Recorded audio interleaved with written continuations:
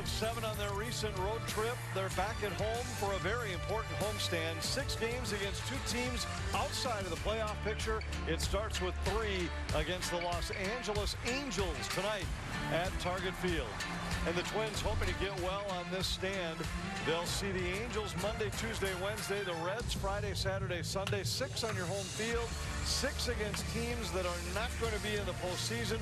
This a chance for Minnesota to get their game back under control, as right now they've fallen 5 back of Cleveland in the Central into 3rd place, still holding on to the last wild card spot by 3.5 games.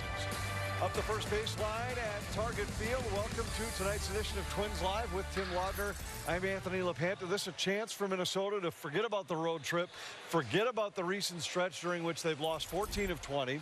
And say we've got 6 on our home field against teams below us in the standings. Yeah, things are have been kind of bleak for this Minnesota Twins ball club. They have not played to their capabilities, and that's always a little bit disconcerting. But yeah, they do start a homestand, Anthony, like you said, and they have an opportunity to get healthy. And the reality is I don't really care who they're playing against. The Minnesota Twins need to look in the mirror and play a better brand of baseball. Play the kind of baseball that they're capable of playing, and that needs to start tonight. Yeah, they've got some important series coming up, but don't look past tonight's baseball game, because tonight's game is the most important one that they're going to play all week long. They scored just 2 runs in 3 games in Kansas City and were swept by the Royals in what was a very important series at that time in the Central Division race. And the frustration seemed to boil over. If you missed it yesterday, it's worth revisiting. And for that, we go down to the field and welcome Audra Martin. Well, thanks, Anthony. There is no denying this has been a really tough stretch for the Minnesota Twins. And, you know, losses are tough enough as they are. But when you look at how things have happened lately for the Twins, this stretch has been magnified by the sloppy baseball, the lopsided losses, and the few too many shutout losses as well. And after the latest yesterday in Kansas City, Rocco Baldelli had enough. Instead of having his usual Q&A session with the media afterwards, he simply said that was an unprofessional series of baseball that we just played. And that's all I'm going to say about it. Now, that statement came just a few minutes after Rocco addressed his team directly, and he did not hold back one bit. Today, players said it was the angriest and the most heated that they had ever seen their manager. At the same time, they all agreed it was needed, and that word unprofessional was right on the money. Something didn't feel right in this series. I think it just seemed like there was like a dark cloud over us. Energy was low. Things weren't really going right. And then, you know, to that point, I think Rocco ripped the hole on us. And I think that's probably, I expected that, and I think that's probably a good thing. But at the same time, like, you hope it wakes us up. 100% needed. I mean, rightfully so. And, you know, it's baseball.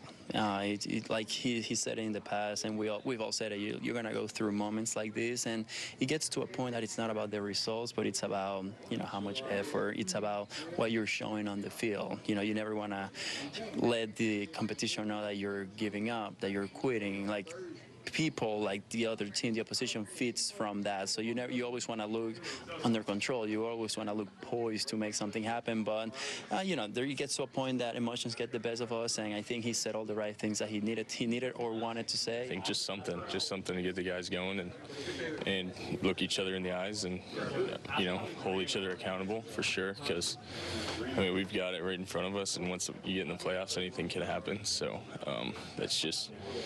You don't want to play scared, like trying to not lose, and you want to go out and, you know, try and win.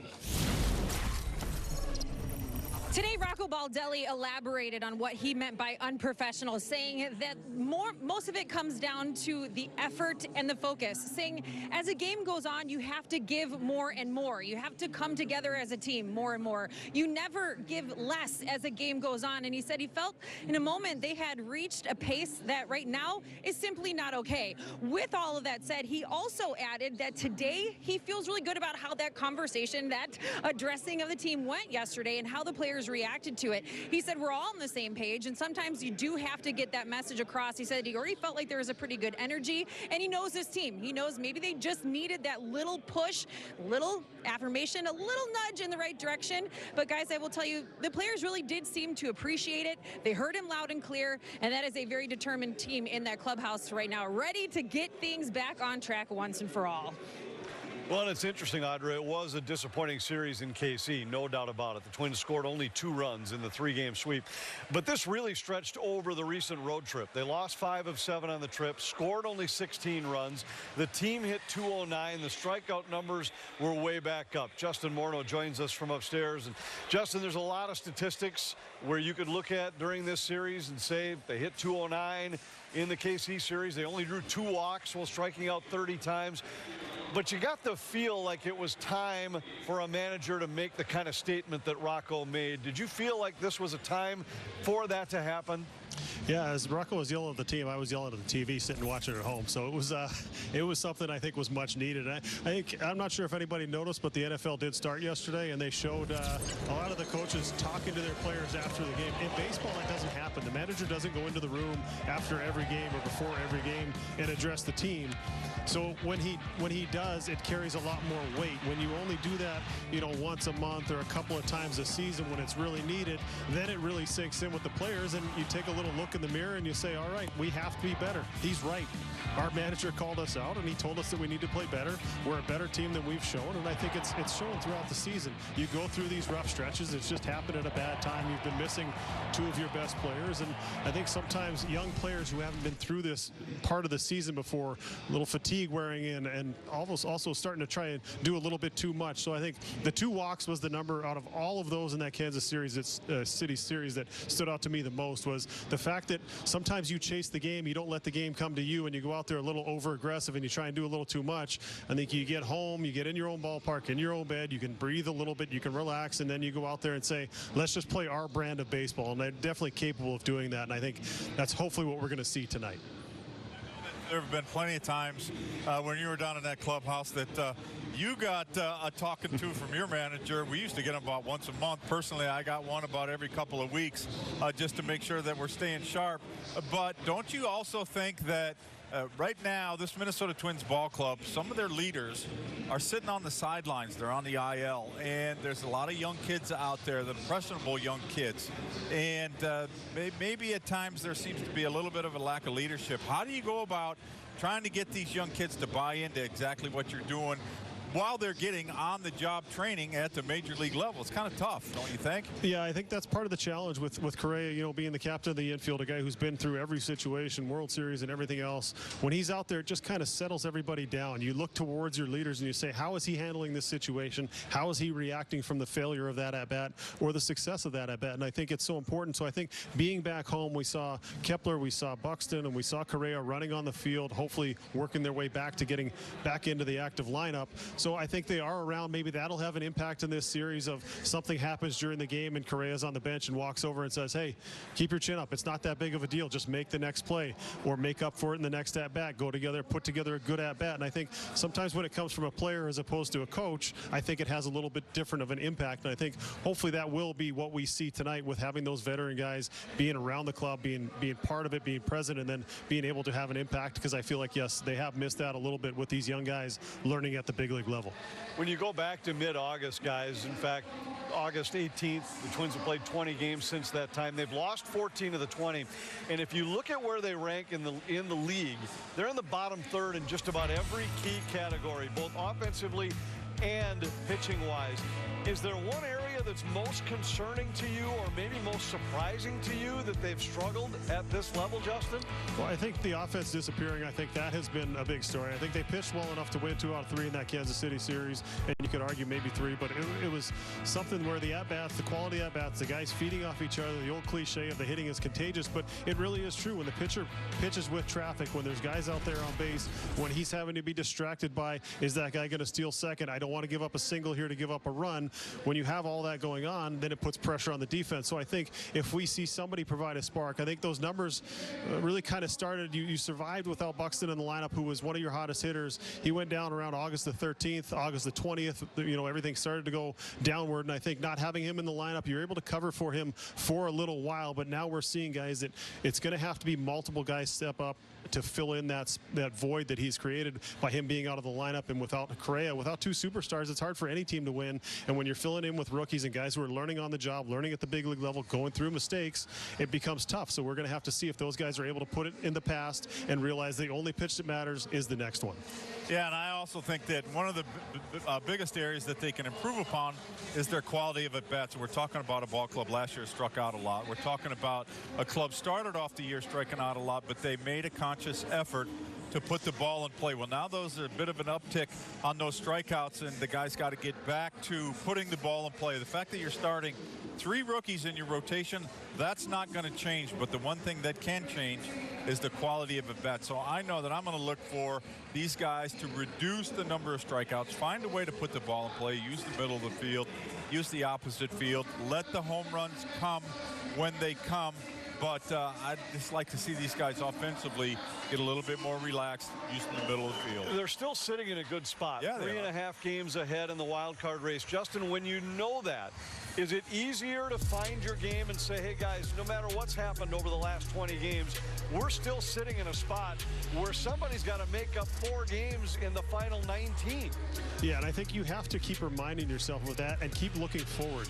When you start looking backwards and you start paying attention to the teams behind you that are chasing you, that's when you get yourself in trouble. You're looking at the Royals and the Orioles and Cleveland. You're looking at those teams that you might either match up with in the playoffs or that are going to be there at the end. So I think it's really important to continue to look forward. You want to be the hunter, not the hunted. And I think right now it almost seems like they feel like they're the hunted, that Detroit is coming after them, and the teams behind them in the standings are starting to chase them down. And I think you have to really look forward and make sure that you're paying attention to who's in front of you and try and put those other guys in the past, because it doesn't matter where they're at. It's where you're at and how you take care of yourself, and then you're trying to track down those teams in front of you. Yeah, the overriding theme in all of this, Justin, I think we both know, is the fact that nothing's ever promised, and the opportunity to go to postseason doesn't come down the pike every day, and so you got to take advantage of every situation that you possibly can. And hopefully the Twins get their game in order. Thanks very much, Justin, for joining us from upstairs. We have a lot more still to come on Twins Live, including a look at tonight's starter, David Festa. He's one of those 3 rookies in the Twins rotation. He's been outstanding lately. How does he match up with the Angels here tonight? That's coming later in the show, but up next, we have a couple special guests. Some news regarding the This is what you've been waiting for, folks. This is Gunnar Henderson, American League Rookie of the Year. What a superstar rookie season he had. What can this guy do? One of the best all-around players. You better be really good at what you do if you're going to be called Gunnar. Out of here! Gunnar Henderson's season is in full effect. Gunnar Henderson's my shortstop. This dude, absolute animal. Show him who you are, kid. Show him who you are.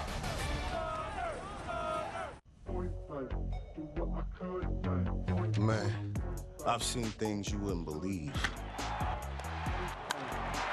But this I have not seen. You know, nothing phases me, man. Nothing. But these guys got me phased. Now, this game found another gear. Think you've seen this before? Keep watching. Weekdays on MLB Network, it's the baseball show for the thinking fan. Join Brian Kenny and his daily panel of experts for a more analytical look at the game. Think baseball with MLB Now. Weekdays only on MLB Network.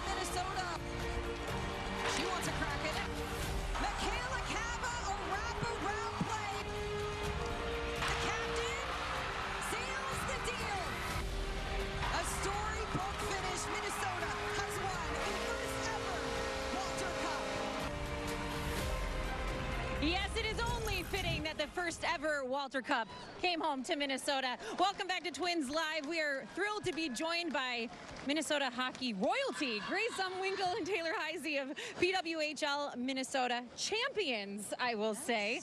Does it ever get old, first of all, to hear your name associated with the word champion? No. No, it does not. No, it does not.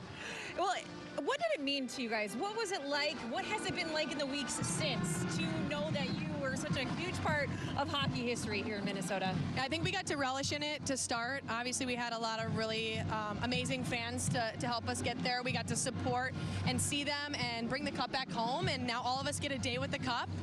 She gets hers coming up soon. Mine's in October, so it's been really fun. But I think we're back to training. We're back to working, so it just starts all over again because season 2, we got a target on our back. Did it seem like it was just yesterday? Yeah, it just feels like it was yesterday. I think you look back and it was such a historic year in so many regards, like the first game, first draft, first whatever, where Taylor went first in the overall in the draft, and it's like there's just so many exciting things that happened, and to cap it off with the championship makes it that much better. Well, until earlier today, we referred to you all as PWHL Minnesota. Now every team in the league has their official name, and now we will call you members of the Minnesota Frost. What do you think about the new name? There you Yes, go. we do. Show it off. Shirts. Yeah, it's super exciting. I think I love the color purple. Red Wing was the high school that I went to, so I was purple there too. But I think it's super cool to see that everyone has something that they can call theirs now, and we're able to call ourselves the Minnesota Frost, and it's cool. You might be biased, but did you like any of the other names in particular? I mean, I think there's a lot of cool ones out there. I mean, I do like the Frost. I think it's going to be nice to have something to cheer for, especially like last year people were like, oh, what do we call you, Minnesota, PWHL Minnesota, and now to like actually have something to cheer for will be super exciting, and people will know that you're a part of it. Well, you guys mentioned that camp and the season will be here before you know it, really. Yeah. So what are you most looking forward to in year 2? I think for me, I'm looking forward to more fans, more hockey, and just more of everything. I think, we ironed out some kinks last year, and I think right now it's important for us to get back to training and working hard, but meeting our new teammates. We'll have some new teammates from different countries and things, so we're excited to meet them and to bring them into the squad. And how about you, Grace? Yeah, and I think there's just going to be so much excitement. The first year was historic in a lot of regards, but I think the attitude and echelon is going to be that much higher coming for year 2, and there's going to be a lot of great players that are joining the league as well, so it's going to be tough every single night. Well, we're all really excited. We're also really excited to see what you girls have when it comes to baseball, because you're here at the Twins game to throw out the first pitch. Now, I heard a little rumor that neither one of you are really too much into baseball or softball growing up. Taylor, I'm going to start with you because we don't have pictures of you playing softball or baseball because, again, that wasn't really your thing. However, I do think we have some childhood photos. Yep, there it is. It's a bat. It's a wiffle bat. Yep. So I did play T-ball as a child. My mom signed me up for that. But I think that was in Arizona. I have 2 brothers who are younger than me, but they're both very, very athletic. So I got forced into a lot of things as a kid, but clearly you can see the pigtails and the orange bat. I was into it. It looks like you just crushed a home run and you're just watching it. I was watching it. Yeah, that's exactly. Just tell people that's exactly what happened, right? And Grace, again, baseball, softball, not necessarily your thing, but besides hockey, I hear that you can swing a mean tennis racket. And a golf club. Okay, well, here we do have a picture. There's one from T-ball. It's actually a funny story, but after I made contact with the first ball, I accidentally ran to third base instead of first base. But I was just so excited I could hit the ball off the tee. But like Taylor said, baseball and softball's not really our thing. And there you played tennis. So, yes. I mean, we all know that some of the best athletes in the world were multi-sport athletes. It helps in the process, regardless if you did hit the ball and run to third base. We'll just ignore that, but that is actually an adorable story. So what do we think about the first pitch? Going to be strikes? We're excited. We've been practicing after our workout, so we'll see if that practice pays off. We're not going for the 100-mile-an-hour shot, but just lobbing it in. That works. Well, we look forward to seeing what you guys have. And coming up on Twins Live, we're going to stick with pitching. You guys may set the tone with a couple impressive pitches. And then after that, it will be up to David Festa, who makes a start here at Target Field. We have more on the matchup coming your way next.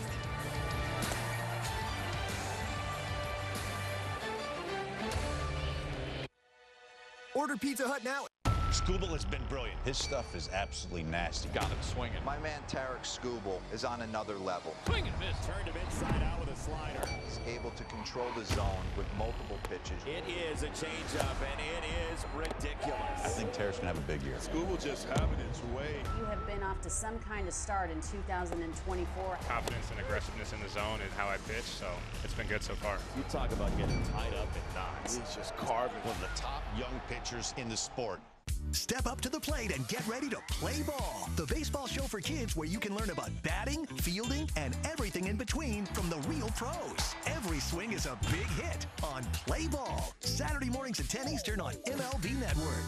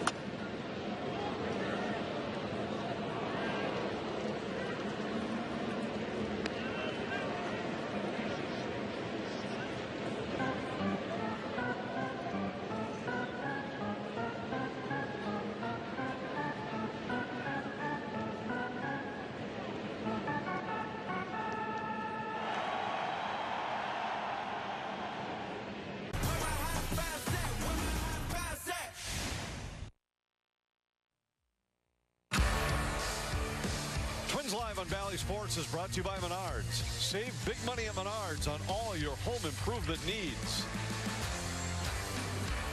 Twins looking to get well in a series against the Angels. They've won the last 4 head-to-head meetings between these clubs in one-sided fashion, outscoring them 41-16. And you can see their advantage in the batting average and home run department. Maybe the biggest key, that strikeout number. Twins have struck out nearly 30% of their plate appearances over the last 6 games, but only 12.5% in their last 4 against the Angels. Up next on Twins Live, we'll take a look at tonight's starter, David Festa. How does he match up with the Angels tonight? This is what you've been waiting for, folks. This is Gunnar Henderson. American League Rookie of the Year. What a superstar rookie season he had. What can this guy do? One of the best all-around players. You better be really good at what you do if you're going to be called Gunnar. Out of here! Gunnar Henderson's season is in full effect. Gunnar Henderson's my shortstop. This dude, absolute animal. Show him who you are, kid. Show him who you are.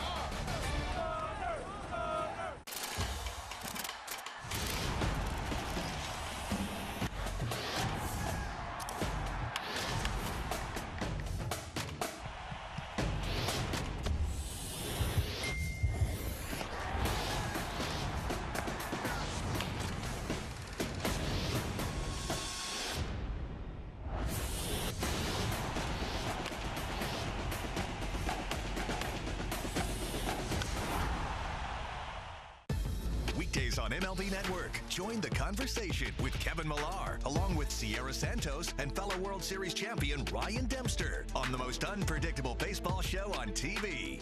Intentional Talk. Weekdays only on MLB Network.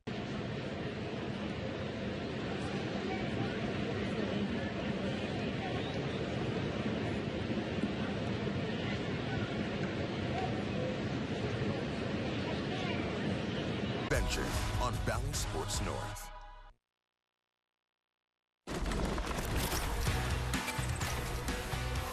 Menards tonight's tilt. David Festa will start for Minnesota. His first 2 in the big leagues. He was 1-1 with an ERA over 10.5. But since then, he's been very good for Minnesota. 7 appearances, 6 starts. He's 1-4.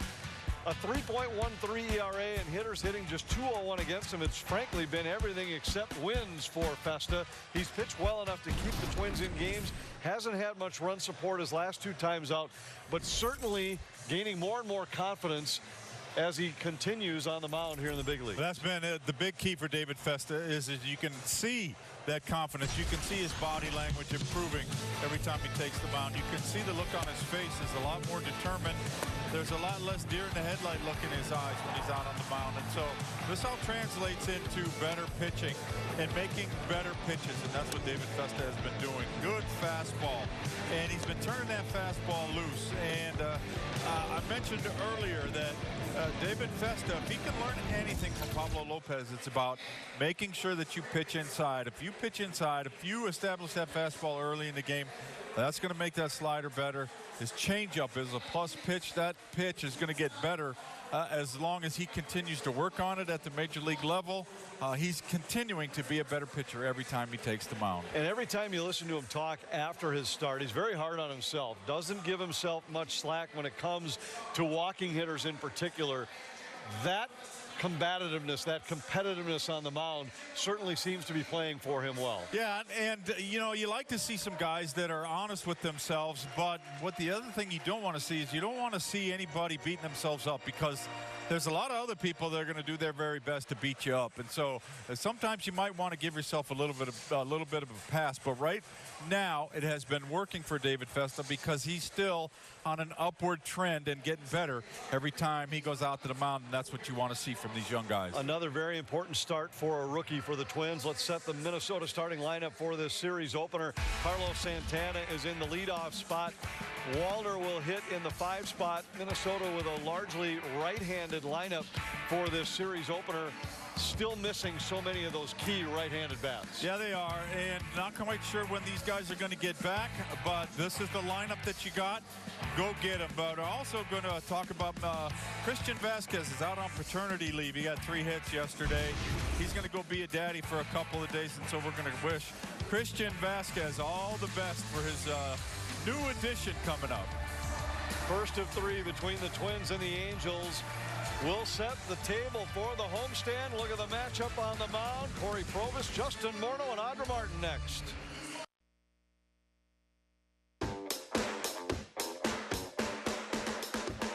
Welcome to Drive to Diamond Express, your one-way ticket to Team Affinity and beyond. We're coasting into sunny San Diego, California to celebrate Mr. Padre himself and the 25th anniversary of his 3,000th hit. And while we're on the Team Affinity Highway, say hello to the brand new action figure card series. And finally, choose your exit wisely, because we got too many good things on the horizon.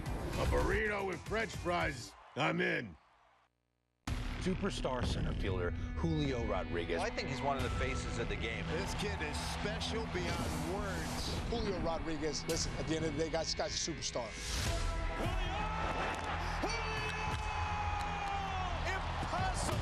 Oh, what a play by Julio Rodriguez! What a life! This is the man right here. I feel like we're a pretty good spot to compete. Another historic chapter. Step up to the plate and get ready to play ball. The baseball show for kids where you can learn about batting, fielding, and everything in between from the real pros. Every swing is a big hit on Play Ball. Saturday mornings at 10 Eastern on MLB Network.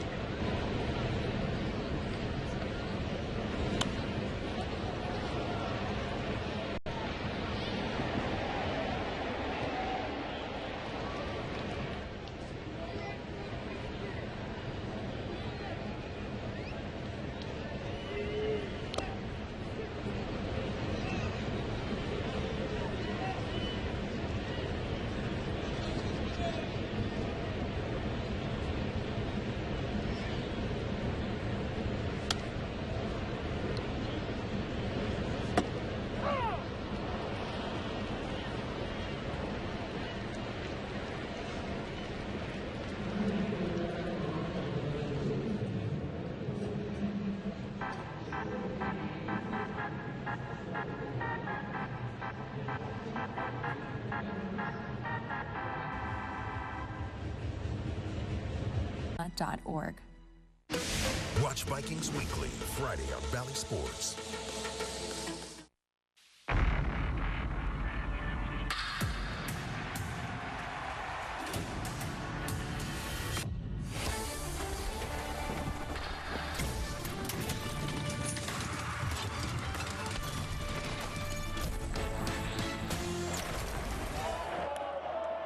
In the air to left, shallow. Melendez over. Melendez near the line, makes the play, and the Royals take all three and shut out the Twins for the second time in this series.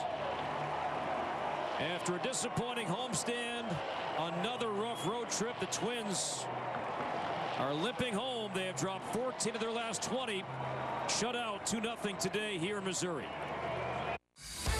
There were some somber faces after that final out yesterday, but today the Twins are back in the comforts of Target Field, looking to turn things around once and for all, starting tonight with a 3-game set against the Angels. And with just 2 wins on that 7-game road trip, the Twins have dropped to 5 games back of the first-place Guardians, 2.5 back of the Royals. But they still own that 3rd wildcard spot with 19 games left in the regular season. Hi, everyone. Welcome to Target Field. I'm Audra Martin. It has been a tough stretch for the Twins. There is no denying it. With just 6 wins since August 16th, they find themselves in the rockiest stretch of baseball they've had at this point this season. And after the shutout loss yesterday in Kansas City, Rocco Baldelli simply had enough. Instead of holding his typical Q&A session with the media afterwards, he simply said that was an unprofessional series of baseball that we just played, and that's all I'm going to say about it. Now, that statement came just a few minutes after he addressed his team directly, and he did not hold back one bit. Today, he elaborated on what all was behind both messages. I think for a moment, we slowed down to a pace we shouldn't have, and we need to pick it back up. And they know it. Every guy in there knows it. I know it. We all know it, and that's why I'm actually reasonably excited right now. You know, we didn't play a good series, but as I sit here right now, I'm enthusiastic. I'm encouraged, and I think our guys are going to go out there and play some good baseball, better baseball than we played this past series. Justin Morneau joins me from the booth now. Justin, I will say I talked to a lot of guys in the clubhouse today. Every single one of them said that message from Rocco Baldelli was warranted, it was welcomed, and probably just what they needed. So as we heard Rocco say that he was feeling encouraged today, I can tell you the players have that same sentiment, and hopefully that is exactly what they needed right now with 19 games left to go. Yeah, Rocco doesn't address the team all that often, and when he does, it really carries a lot of weight. And so hopefully that message was taken to heart, and guys are able to go out there and play a little bit more relaxed, but also play a little bit more desperate. I think you need to see like you're fighting to make up those 2.5 games of that team ahead of you. You're not worried about who's chasing you. You're going after that team in front of you. It was a rough series in Kansas City. They threw the ball well enough to win, but they just didn't hit. And I think you need to be able to remain patient and calm in these big moments. You've got a lot of younger players who are going through this stretch the first time, playing in these higher pressure games, playing longer than they're used to. So you're going to have to go out there and just simplify the approach, stay within the strike zone, and trust the guy behind you. You don't have to do it yourself. You feed off each other. You go out there and play that twin style of baseball. Hopefully a little bit of excitement, get everybody going, and at home, it always makes a difference when you're at home sleeping in your own bed. Hopefully that carries over. Absolutely. Thanks, Justin. All right, well, the Twins look to turn things around behind David Festa, the rookie, going back to work in a big game here at Target Field. Corey Probus has more on the matchup.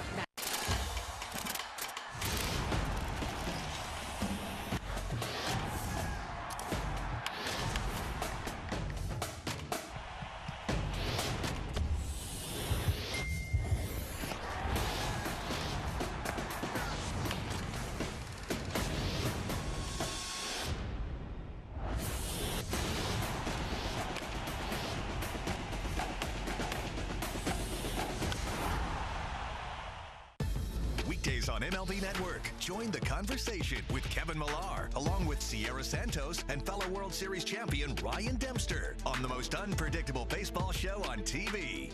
Intentional Talk, weekdays only on MLB Network. Bryce Harper is special. He's got a flair for the dramatic. Bryce Harper, for me, is must-see TV. You can't take your eyes off him. We all love his feistiness. Every time it's a big moment, Bryce Harper comes through. That's what you always dream of, to put a city on your back and do that for your team. He did it again! It is Bedlam at the bank! One of the coolest sports moments ever.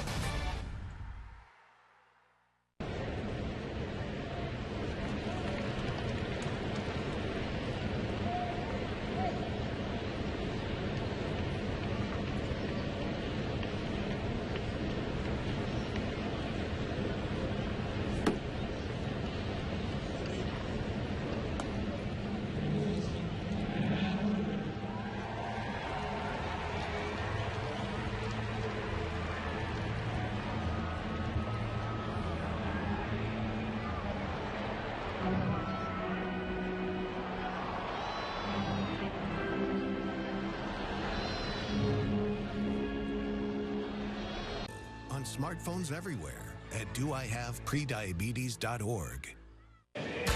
Beautiful night back here at Target Field. Twins are back home after a rough road trip. It is game one of a three-game series as the Twins take on the Angels. Hi, everybody. Corey Probus back with you from the Dick Bramer TV booth here at gorgeous Target Field. The Twins and the Angels last met way back when. And, of course, the Twins, they swept all three games at the Big A, putting up a ton of runs. And, boy, that could come in handy tonight. David Festa has not received much run support at all. You see his numbers, his last three starts. He's pitched pretty well, though, his last 8 since coming back from AAA. He'll have the ball here in game one. And lefty Reid Detmers, whom the Twins saw in Anaheim back in April. He'd been down to the minor leagues for about 3 months, came back. His last start was a good one against the Dodgers. He struck out 10 in 6 innings against Los Angeles. So it'll be festive for the Twins, Detmers for the Angels. Twins and Angels from Target Field. We're back to play ball next on Bally Sports.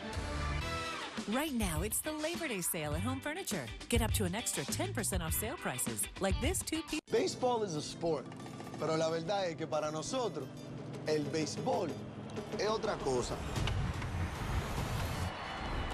El béisbol es un corrido, un dembow y un reggaetón prendido. Es un plácata bien fuácata.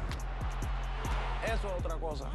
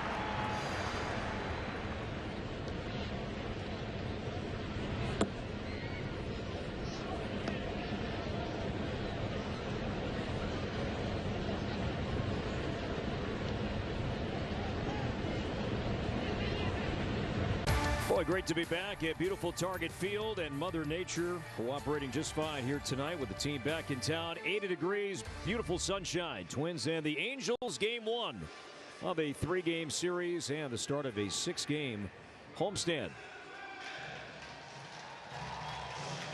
It's absolutely perfect. Gorgeous. The whole homestand. Hopefully the fans see it and show up to support this team in their pennant chase. You always feed off the crowd this time of year as the legs start to wear down a little bit.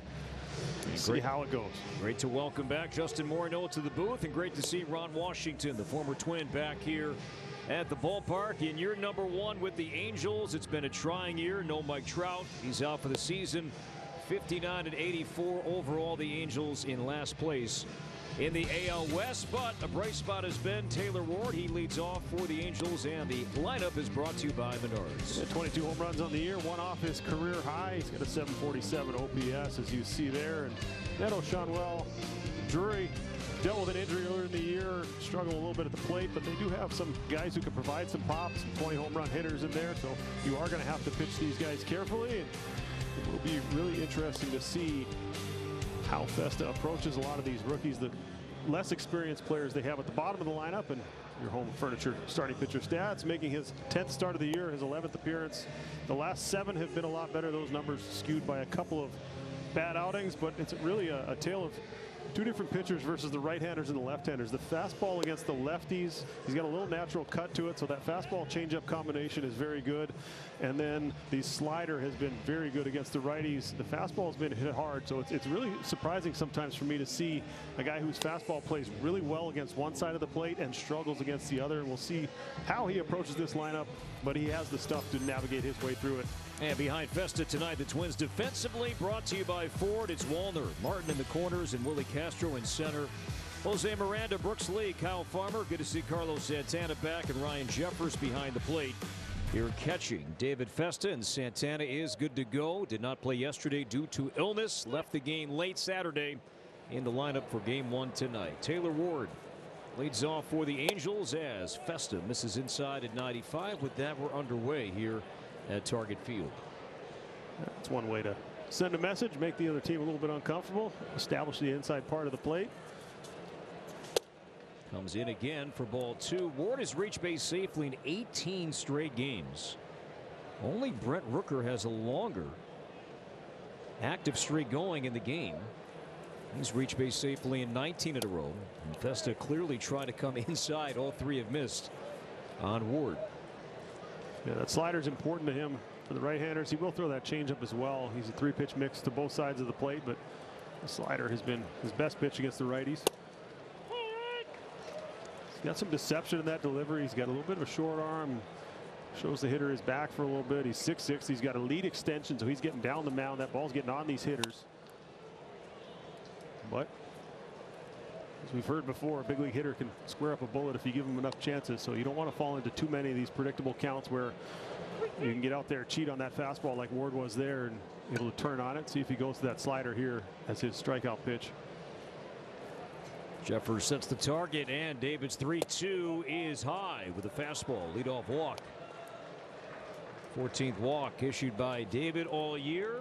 And just over 47 innings thrown. You see some pitching numbers here for Festa. He's been better than league average in terms of getting ahead. Strikeout percentage is fantastic. The walk rate is good. That's why so many of the Twins dugout front office are just bullish about Festa's future. That strikeout to walk ratio has been impressive. Zach Neto, shortstop for the Angels, bats second tonight. The first infielder in team history to ever have a 20 home run, 20 stolen base season. He's hit 20 homers. He's stolen 29.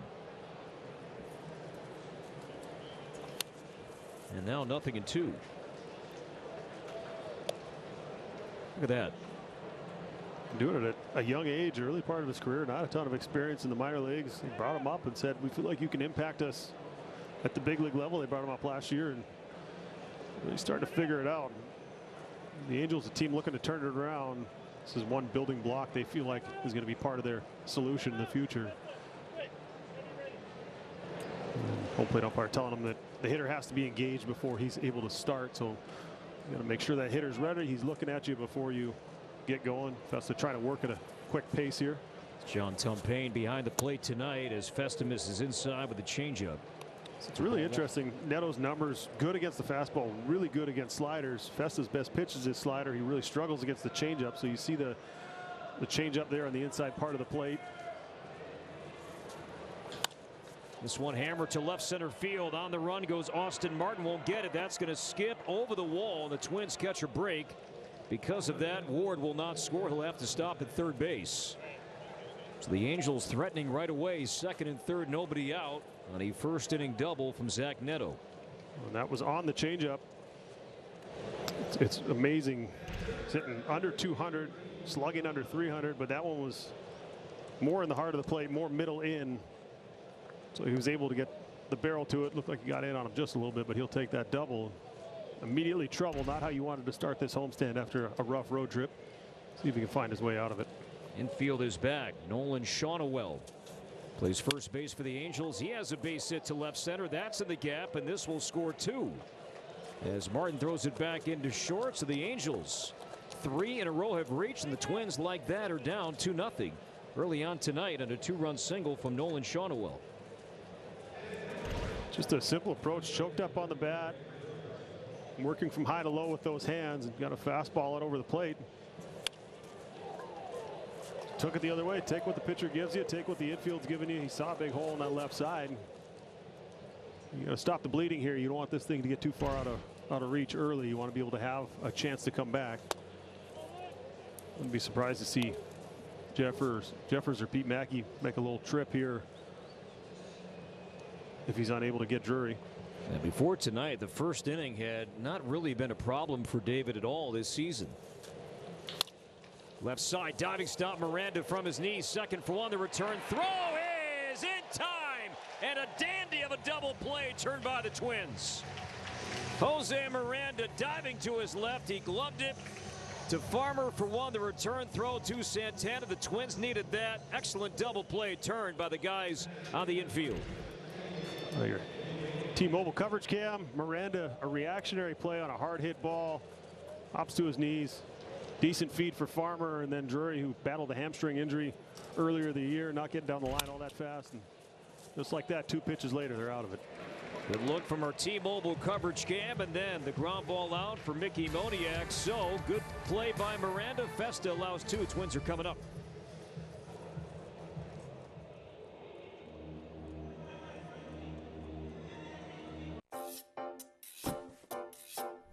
With Home Chef, your home cooking is home nailing it. Our classic all-in-one meal kits are simple enough for anyone and delicious enough for everyone. When it comes to making dinner, fill in the blanks with Home Chef. Delicious, meat simple. Get 18 free meals when you sign up at homechef.com.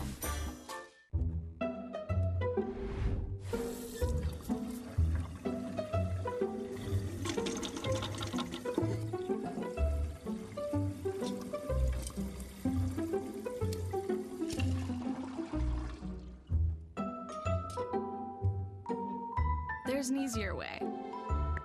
From repairs and cleaning to remodeling and more, Thumbtack makes it easy to care for your home. Download the Thumbtack app and start caring for your home today.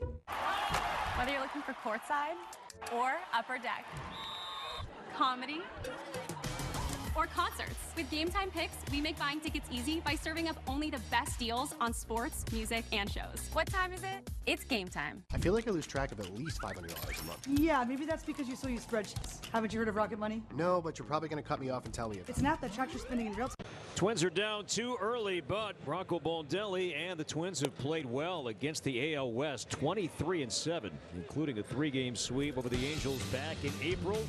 And the Twins lineup tonight is brought to you by Menards. Yeah, lefty on the mound, so getting as right-handed heavy as you can get. Walder in there as a left-handed hitter. You got the switch hitters in there as well. Santana in the leadoff spot. We saw this, I believe, at Tampa with the lefty on the mound.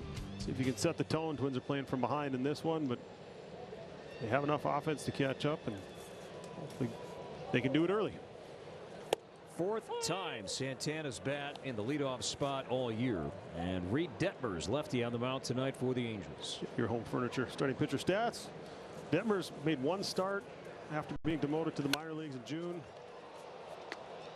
Unfortunate line out there for Santana, but made 1 start against the Angels. 6 innings his last time out, 3 hits, 2 earned runs, 2 walks, 10 strikeouts, and fastball was up to 96 miles an hour in that outing. He's got good stuff. The fastball slider combination. The slider's his main strikeout pitch. Curveball's more early in counts to steal strikes, and then that changeup as well to the righties. And to the left-handed hitters, it's primarily fastball slider. Ryan Jeffers, a D-high strike. Twins stack in their lineup tonight with their top 2 home run hitters. Santana 20, Jeffers 20. And of those 20 home runs, 11 for Ryan have come here at home. And now no balls and 2 strikes on the Twins catcher. You know, Detmers began the season with the Angels. First 4 starts with the Angels were great. ERA was in the low 1s, but then his last 8, his ERA climbed to near 9, so he was optioned down to AAA in early June. Spent 3 months in the minor leagues before coming back to the big leagues. As Morneau referenced, his last start against the Dodgers was great. And Ron Washington, in fact, noted his 10 strikeout performance, the best command he's seen with his fastball all year. It can be overpowering. We saw it 92, we saw 94. He's got a little more in there than that. And it's an important pitch for him. He can run it up the top of the zone. He's been throwing it in the bottom of the zone a little bit more often as well, which then can lead to some chase with that slider. He's tried to tighten that up a little bit as well. Broken bat, fly ball right center. And that's going to hang up, and that's caught. The rookie Bryce Teodosio in center, and there are 2 down. We'll take a look at the Angels defensively. Teodosio, his 3rd big league game in center tonight. The infield of Drury, Neto, Stefanik, Shaunawell, and Logan O'Hoppe is behind the plate.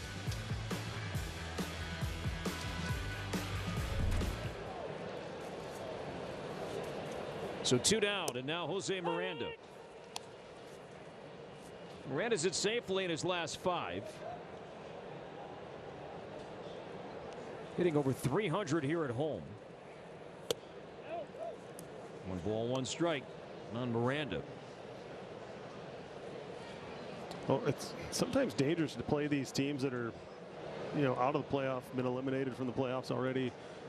They play loose. They're playing for the job for next year. They're playing for a lot of things, but the pressure is on the team, especially, you know, like the Twins, the struggles they've had recently. There's a lot more pressure on the Twins in this series than there is on the Angels. They can go out there and just play their game and run around, take some chances maybe on the bases, be a little more aggressive than they're used to. And for the Twins, we saw it in the Kansas City series, a little bit more apprehension, a little bit tighter. Some mistakes were made. You got to find a way to get the momentum back on your side. And you were hoping that they were able to answer here. Let's see if Miranda can put something together with 2 strikes, but the double play ball and out immediately after that to kind of stop the bleeding in the first, you were hoping was going to get some momentum going, but we'll see. They need this one to set the tone for this homestand. Rolled out to 3rd, and Brandon Drury throws out Miranda, and Detmers fires a 1-2-3 first inning.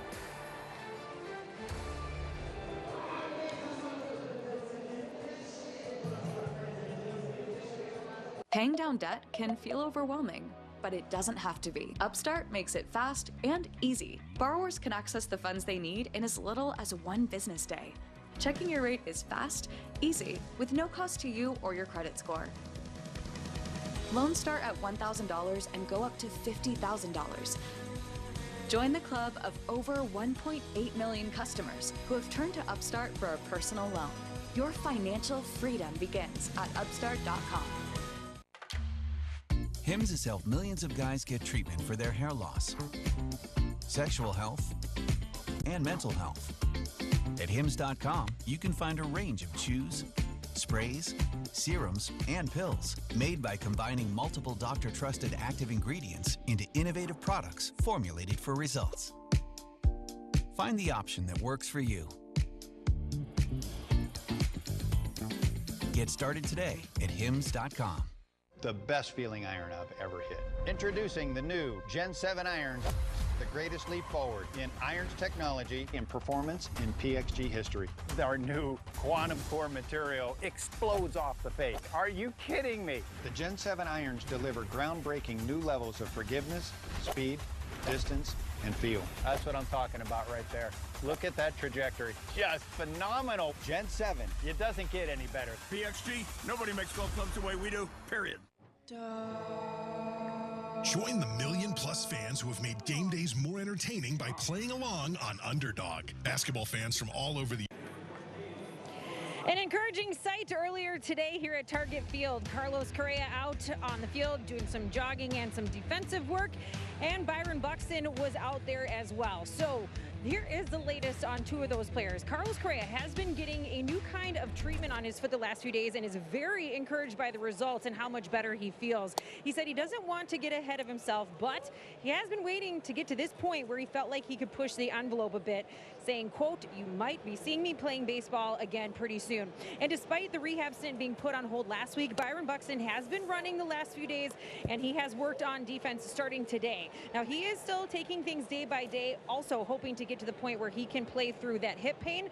And right now, there is no timetable on either, but the Twins are bringing in 4 pitchers from Cedar Rapids to pitch to all of the guys that are on the IL right now, hoping to supplement the process in getting them back to work, guys. Yeah, Audra, thank you very much for that report. Interesting that the Twins are going to bring up some minor league pitchers to help this week for the injured players right now, for the Correas and Buxton. I like that, by the way. Look at Byron chatting with Deshaun Kersey Jr. right now. That's just a guy telling him about center field, about the ballpark right there, and that's valuable intel right there. The angles, the hop, how it's going to come off the wall, where it hits on the scoreboard. I don't know. They could be talking about the best place to eat in Target Field, too, but you were assuming they're talking baseball down there. That'll get foul. But what was your take? Yeah, 4 pitchers are coming up in the minor leagues. Spencer Bengard and Jordan Carr from Cedar Rapids, and then Kleber Maldonado and Jack Noble, those 2 players from Fort Myers, are going to come up and throw to Buxton, Correa, Margot, Kepler this week in advance of their return. And hopefully that speeds up the process of them being able to come back, as opposed to check them. Did not go, says Marvin Hudson, the crew chief. So no swing, ball 4, leadoff walk to Logan O'Hoppe. We'll take a look at this first before I finish my thought, but just off the edge, a real good pitch. Could have gone either way. I got a swing on that. That's our guy I'm fighting against. Yeah. Needed that one, but just missed. But I think it'll help speed up the process. You go play in a minor league game, you go to St. Paul or you go somewhere else. You get in at bat, you sit for a couple innings. Now they're going to be able to run through and maybe get 10, 12 plate appearances, and maybe instead of it being 4 or 5 games being gone, they can get ready to play in just a couple of days of getting live at bats off of a pitcher that you haven't seen before. So you kind of simulate it in the best way you can, but you're also going to be able to hopefully speed up that process and get them back quicker, because we're running out of time here with this season. 2-0 strike to Nico Cavadas, DHing here tonight, a guy that played some first base in the minor leagues this season with both the Angels and the Red Sox. Part of the package that the Angels received in a trade with Boston for Luis Garcia. Now 2-2. In terms of what the Twins have missed without Carlos Correa, it's pretty telling. And Correa's been down since before the All-Star break. Well, the numbers are pretty glaring. With how well he was playing, was an All-Star, of course, did not play in the game. But he was putting together just an awesome season in every way. Strike 3 on the corner. First strikeout for Festa. 1 down. A little 2-2 slider, followed up the good changeup the pitch before 2-1 with that slider on the inside part of the plate, and just couldn't pull the trigger on it. Stayed in the zone. Nice job of holding it there by Jeffers. It's Michael Stefanik at second base tonight for the Angels. And a slider for strike 1. Yeah, I think Correa, his leadership also as much as anything, having been through the pennant chase, playing in World Series, having done so many different things in this game, it just kind of stabilizes everything when he's out there. Chop to the right side. Long run. Farmer gets their gloves and throws out Stefanik. With O'Hoppe moving on the pitch.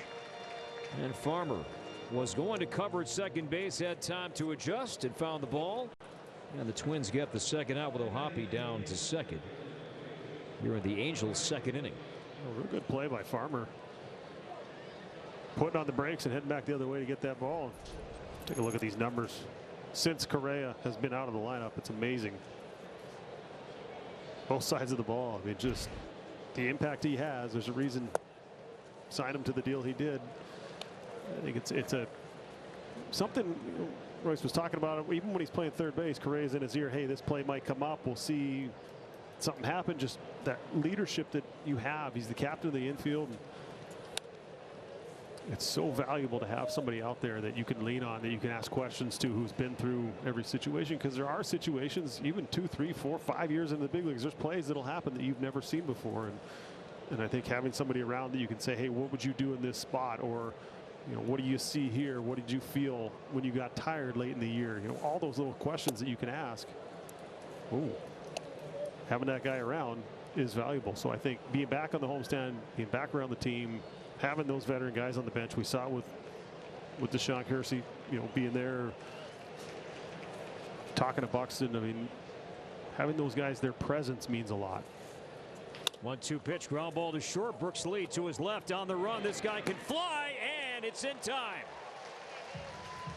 For now, it's an out, but the Angels may challenge. Bryce Teodosio can fly, stole 40 bases in the minor leagues this season. I got him out. And he is out, and the Angels will not challenge. So Lee had to be perfect because of the runner's speed. The hair flopping. Santana stretching and just got that ball in time.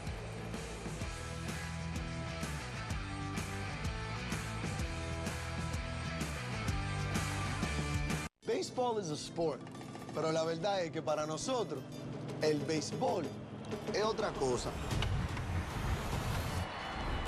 El béisbol es un corrido, un dembow y un reggaetón prendido. Es un plácata bien fuácata. Eso es otra cosa. It's the Plátano Power and the Arepa Power. It's a familiar name and juniors who dare to dream big. El béisbol es otra cosa. Get inside the game with the winner of the 2024 Sports Emmy Award for Outstanding Daily Studio Show, MLB Tonight. Boom! How fun is this show? Bringing you breakdowns. If we can put him on the mound, this is what it looks like. This is what it feels like. And live look-ins to the big moments as they happen. There it goes! See ya! 11 strikeouts for Skeens. This is going to be so much fun to watch. MLB Tonight, only on MLB Network. Weekdays on MLB Network. Join the conversation with Kevin Millar, along with Sierra Santos and fellow World Series champion Ryan Dempster on the most unpredictable baseball show on TV. Intentional Talk. Weekdays only on MLB Network.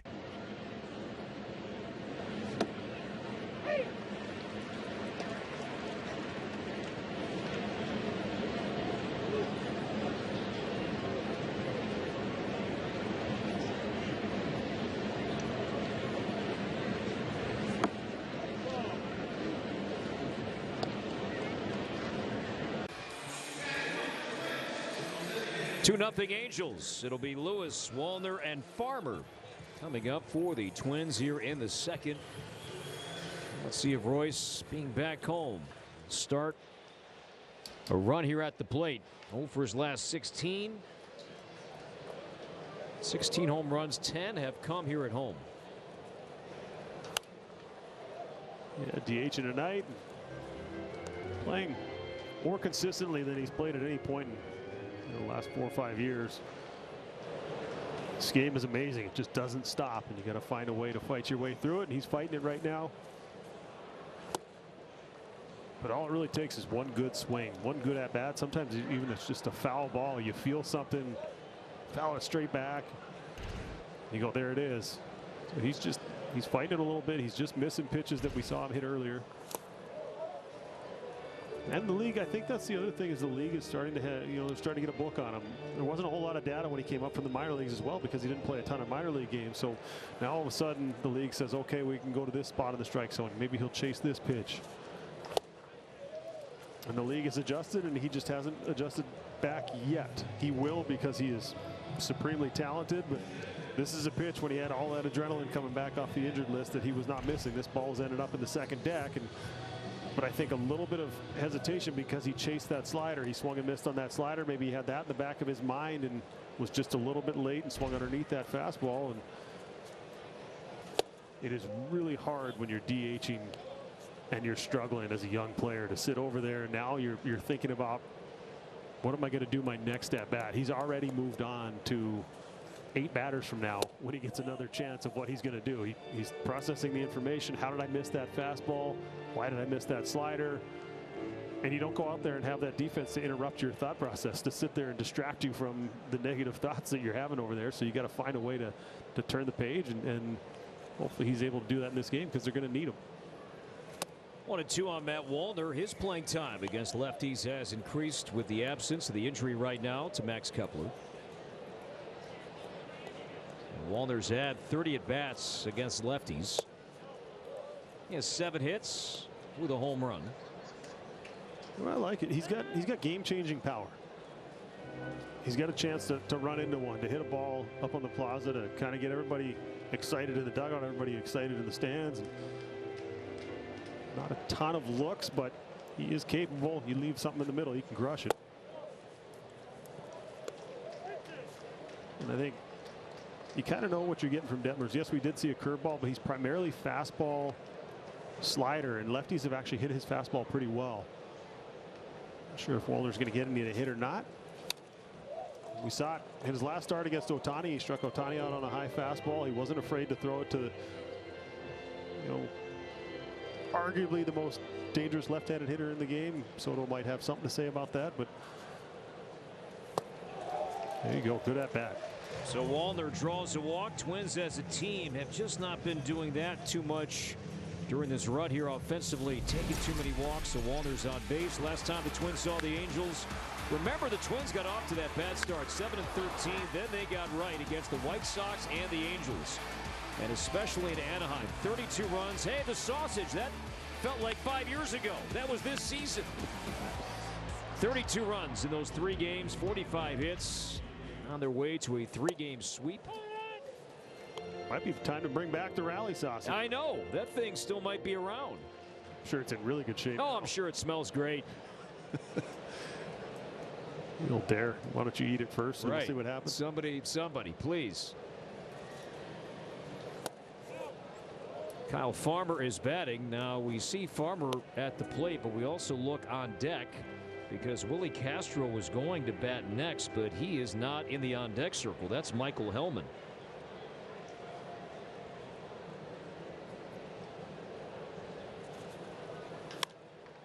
Popped up right side. Moniak over, chasing across the line, and dropped it. It is a tough quarter to play. We say it every time Kepler's out there. He's kind of set the bar for right fielders in this ballpark. And you got that little angle. You're running out of room. You could lose this ball. The twilight, he kind of has to figure out where he's at on the field. Maybe anticipating a little contact, and then actually took that off the wrist.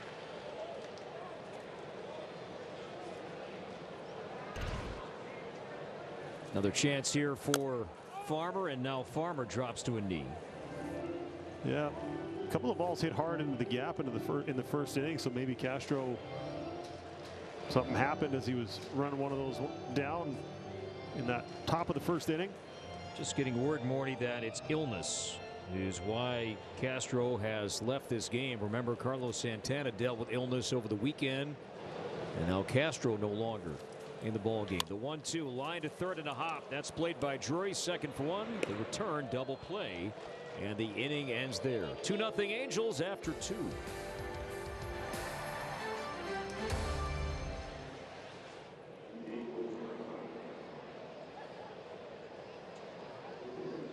Skubal has been brilliant. His stuff is absolutely nasty. Got him swinging. My man Tarek Skubal is on another level. Swing and miss. Turned him inside out with a slider. He's able to control the zone with multiple pitches. It is a changeup, and it is ridiculous. I think Tarek's going to have a big year. Skubal just having its way. You have been off to some kind of start in 2024. Confidence and aggressiveness in the zone and how I pitch, so it's been good so far. You talk about getting tied up in knots. He's just carving one of the top young pitchers in the sport.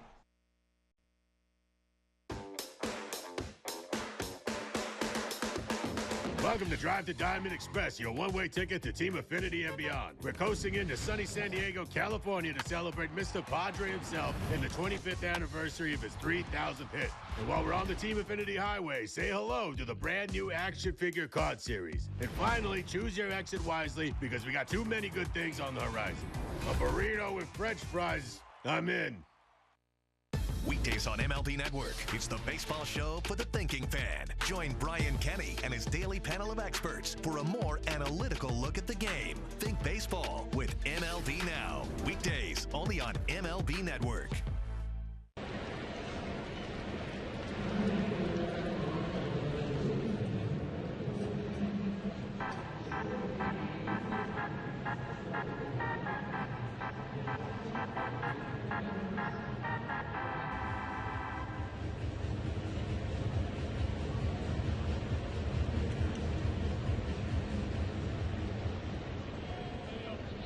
Angels coming up in the third inning. Every pitch counts as the playoffs hang in the balance. Don't miss the excitement with just a handful of games left in the regular season. Now is the time to get your tickets for a Twins game here at beautiful Target Field.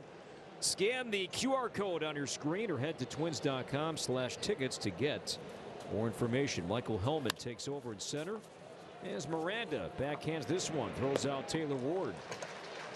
One pitch, one swing, one out.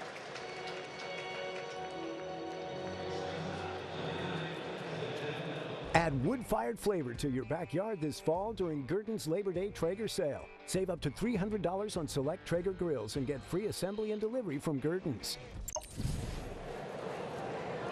Zach Neto doubled and scored back in the Angels' two-run first. Mentioned some impressive numbers on Neto during his first plate appearance here tonight. He's young. He's only 23 years old. First-round pick in 2022, debuted in 2023. He's only played in 48 career minor league games. As he finds Matt Wallner in right, and there are two down. Both with Neto and the guy coming up, Morney, right now, Nolan Shaunawell. These two guys were first-round picks and did not have much in terms of minor league experience. Neto, 48 career minor league games. Shaunawell, only 22.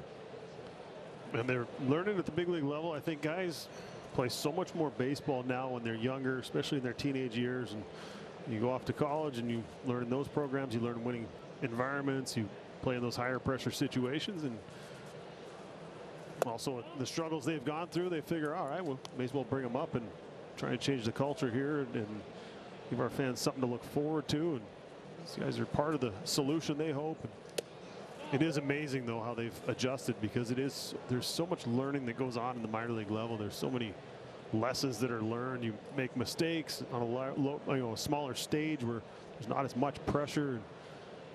These guys have adapted well. You give them a lot of credit.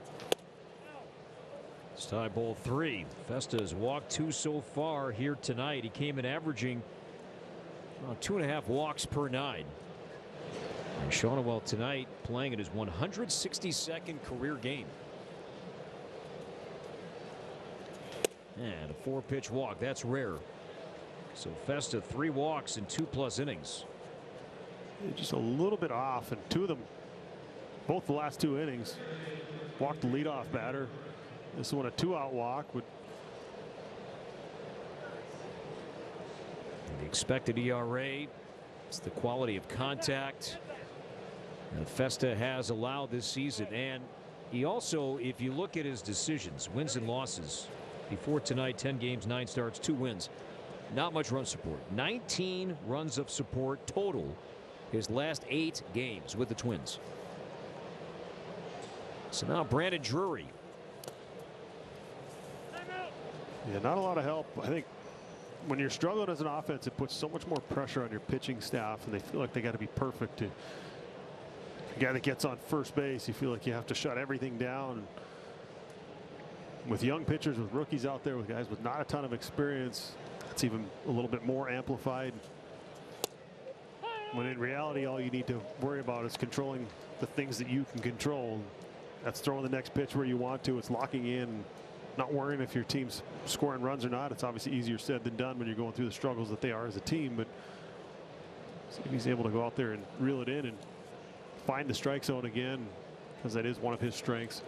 Is he battling the slider more to righties than he is to lefties so far tonight? Well, it looked to me like he was trying to establish the inside part of the plate with the fastball. And for his slider to be effective, he's really got to get that down and away to the righties.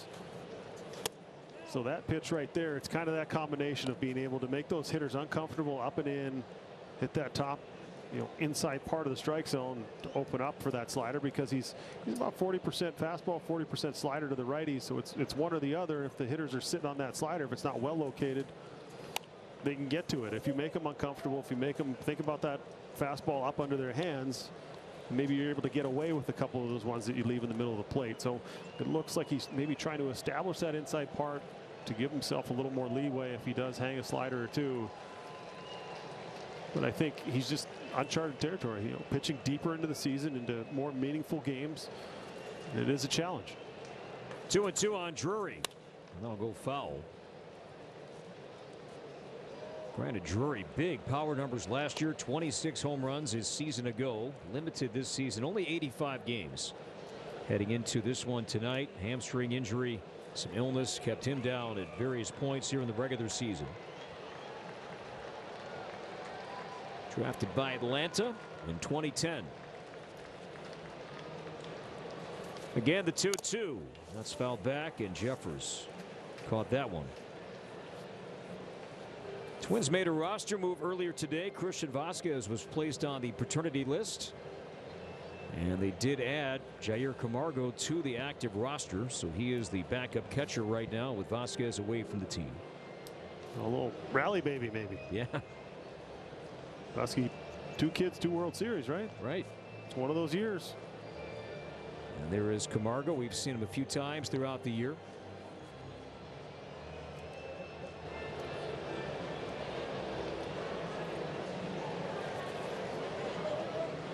Again, the 2-2 to Brandon Drury. That'll get foul.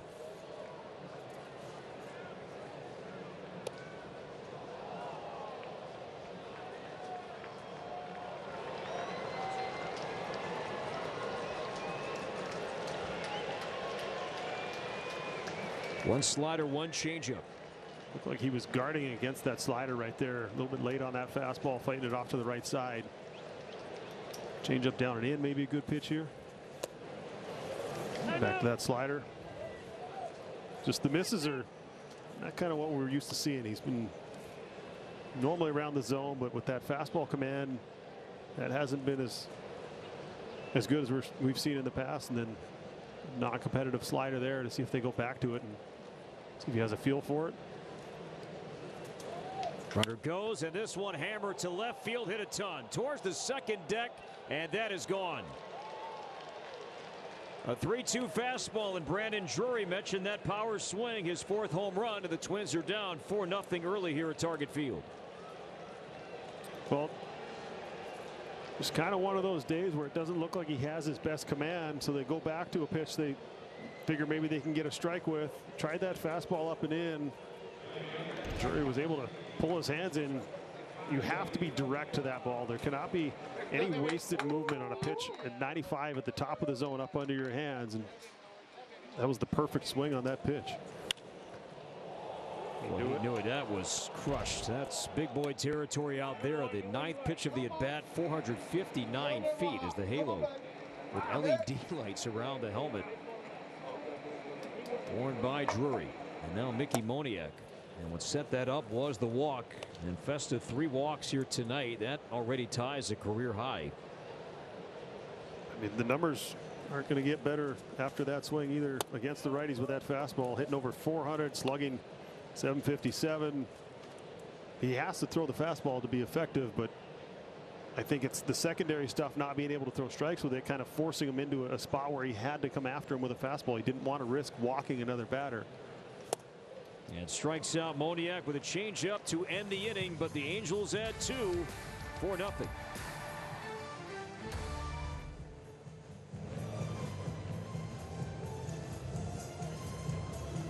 Step up to the plate and get ready to play ball. The baseball show for kids where you can learn about batting, fielding, and everything in between from the real pros. Every swing is a big hit on Play Ball. Saturday mornings at 10 Eastern on MLB Network. Bryce Harper is special. He's got a flair for the dramatic. Bryce Harper, for me, is must-see TV. You can't take your eyes off him. We all love his feistiness. Every time it's a big moment, Bryce Harper comes through.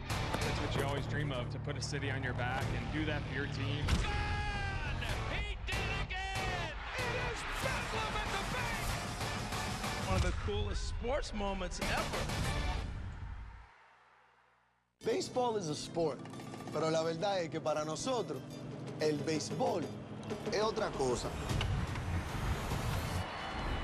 El béisbol es un corrido, un dembow y un reggaetón prendido. Es un plácata bien fuácata.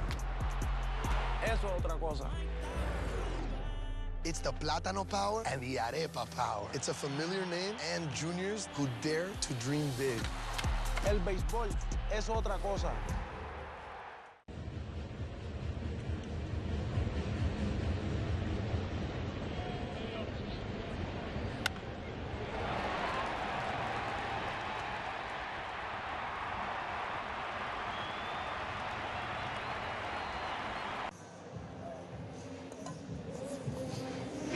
Angels a 2-run first, a 2-run third. Brandon Drury a moment ago with a long home run to the Twins.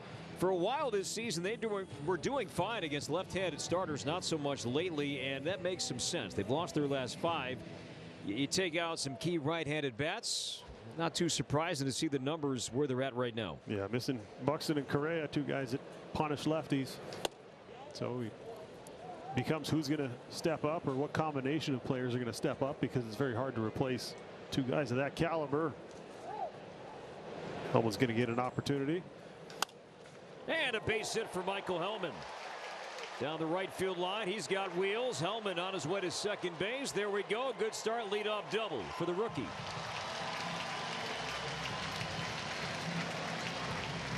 Well, you get put into a game early like this, one you're not expecting to play. Sometimes you're a little looser, a little more free at the plate. Got himself a fastball that actually looked like it had a little cut to it running into his hands. Hit it in the right spot. Maybe that's a sign maybe the Twins' luck is turning. That line out from Santana in the first, the double play ball by Farmer, also hard hit. So that's a way they're going to get back in it. It's just a little luck turning on their side. Hellman has 2 big league hits, and both have been doubles. And his first against Tampa Bay, and now his second, his first game here at Target Field. And now Brooks Lee as the Twins look to chip away here. Lee, 13 games here at Target Field. He's batting .320 at home.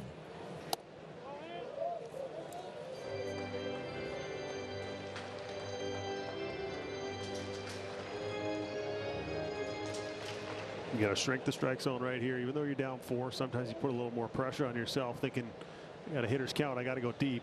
You still got to get a pitch you're looking for, something you can do damage on. Rolled out to third, and Drury will look. Helmet back, and the throw pulls. Shawneewell off the bag, but he tags out Lee. And there's out number 1. Country music star Chris Young is performing live at Target Field here on September 13th. Twins take on the Reds. Then post-game, stay around the yard for Chris Young as he will put on a great show. Plus a special ticket package includes a VIP field pass. Find out more at twins.com/Chris Young. So now Austin Martin with 1 out. We go back to that Brooks Lee at bat. That's the difference between being in the minor leagues and the big leagues, is that 2-0 changeup he just threw him. Too many guys, you know, an A-ball, double-A are going to be able to execute that pitch consistently or have, you know, enough feel to be able to throw it. Line to left, but this is right at Taylor Ward for out number 2. Left to bat at nearly 97 miles an hour. So 2 down. I think it's just there's a lot of learning going on. I think there's, you know, a lot of frustration, obviously, from Twins fans, but also from players. But I think of when everybody's healthy, how many veterans you stack up in this lineup, and then you have some rookies that can learn their way through the big leagues. But when you have, you know, multiple guys at the same time in the lineup or defensively kind of learning the game at the big league level, there's a lot of volatility in that. There's a lot of streakiness, and as the league's adjusting, the players are adjusting back, and it's kind of what we've seen over this stretch of just not playing that well. You're missing the guys who have been there and done that and understand each situation. it's very valuable for these guys, and hopefully they find their way out of it. So Manuel Margot there, another guy. We mentioned the Twins' struggles against left-handed starters. On a night like tonight, he'd be batting leadoff. And if you just dissect his season, where he's been at his best, hitting leadoff against lefties, he's done fine in that area. He's done well in that area. He's down with injury. It's a foul ball. Yeah, he's been exactly the player they hoped he would be when they picked him up, as far as being able to be productive against left-handed pitching. You know, there's a Twins don't seem to have any problem developing left-handed hitting outfielders. You know, you've got multiple guys. They needed to get better against left-handed pitching. They brought in Margot, and he has done exactly that. So you're missing him as well. So a lot of the depth has been tested. In the hole, base hit left field. Hellman rounding third base. He will head home. Ward will plant fire towards the plate. Not in time. 2-out run scoring single from Carlos Santana. The Twins are on the board and trail 4-1. Just amazing to think of how his season turned around after his rough start, month of April. Where would they be without that veteran presence, offensively, defensively? Done so many things to help this team be in the position they're at right now. Just got on top of that one, hit it in the right spot. Twins have had some hard hit balls. They just haven't had much luck. See if Jeffers can maybe put one up in the second deck here. Jeffers 0 for his last 8.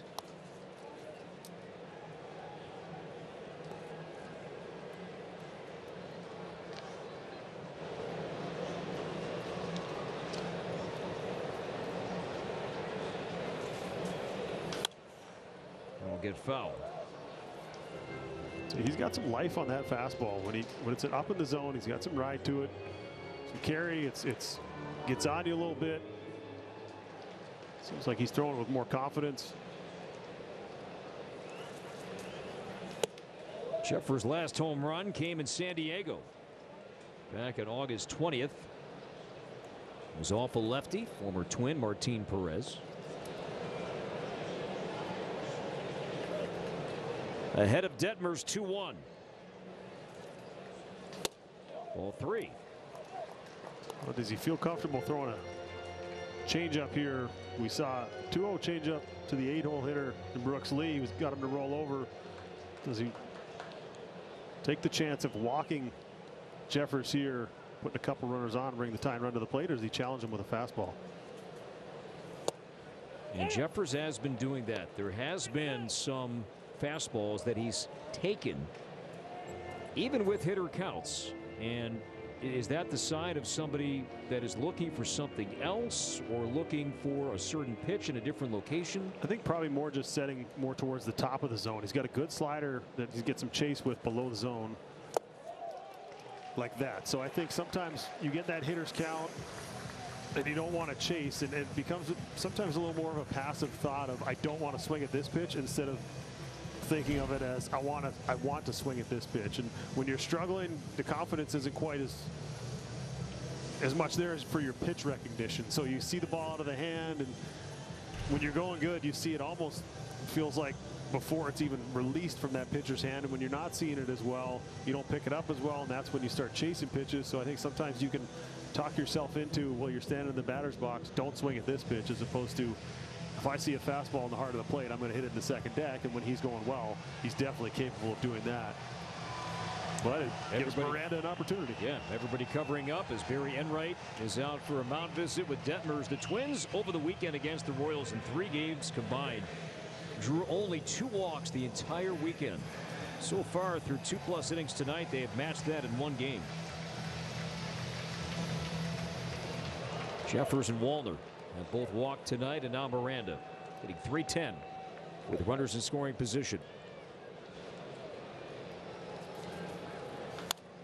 Look out, Tommy. Moving those feet, Tommy Watkins.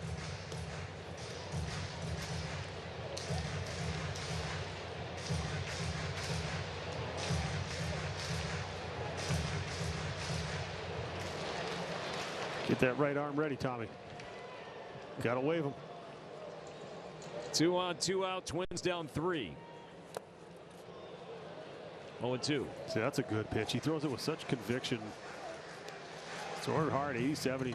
Does a good job of throwing that off his fastball. He's been throwing a lot of strikes early in counts so far in this game. That's just Miranda trying to do a little too much right there. Swinging at that ball out of the hand instead of trusting his hands, giving himself a chance to recognize the pitch. 0-2 on Miranda. And got him on the slider. That's been the strikeout pitch for Detmers against righties. Twins get one, but do lead two.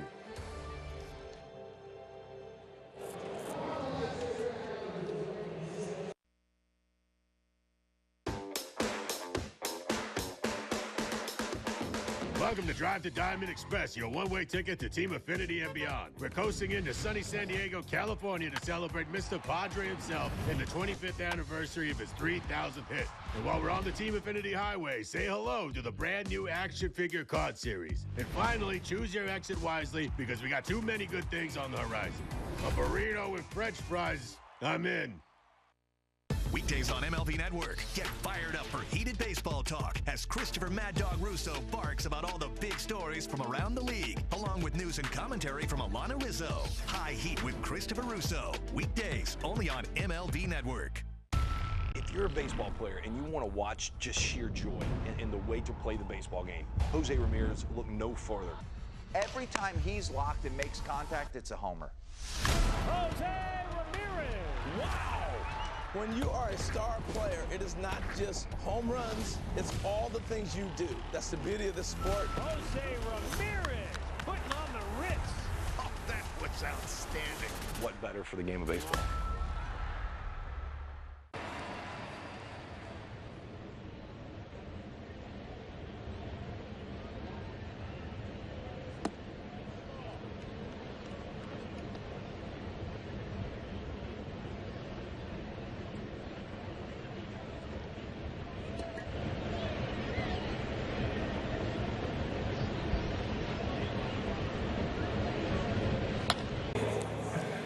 Time for Toyota to get you all caught up here tonight from Target Field. It's the Angels on the board first, thanks to a two-run single in the first by Nolan Shanuel.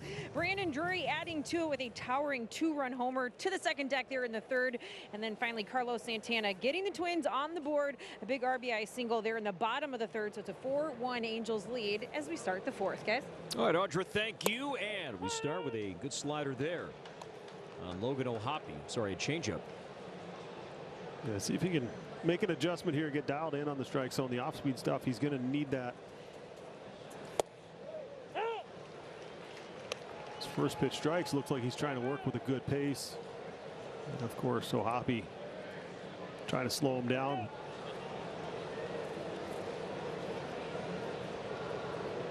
O'Hoppe drafted by the Phillies in 2018.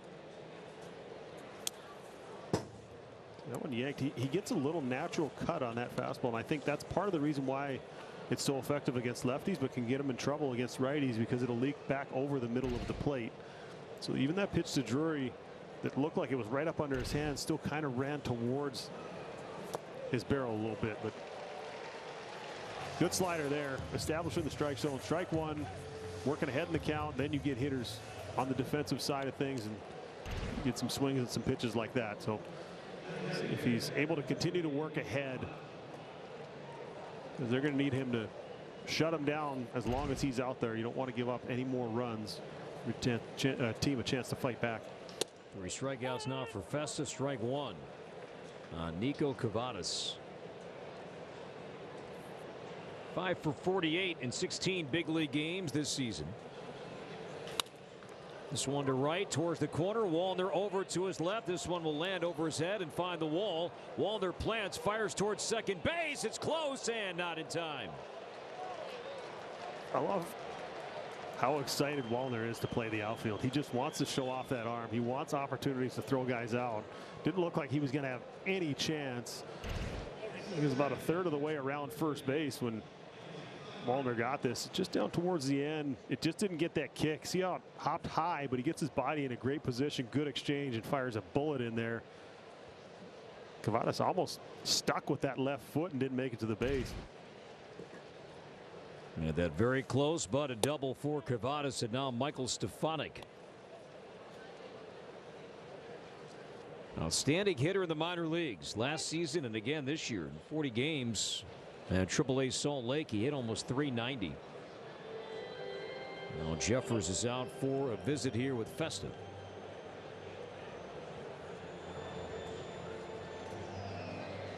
For some of our patients, the goal is hoisting the trophy, but you just want to hoist your grandkids. At Trio Orthopedics, we'll treat that knee so you can be there to lift them up.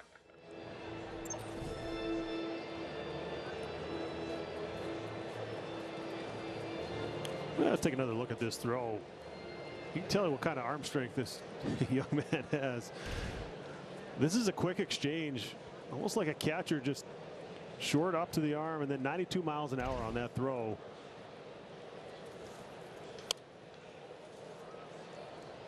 That's flat-footed, get the ball to your throwing arm, as opposed to having time to get behind it and have your whole body momentum moving forward. I would love to see what he'd be able to do if we just let him unleash it on the mound. That one moment to pitch in New York earlier in the year. To right down the line, that's going to slice and land foul.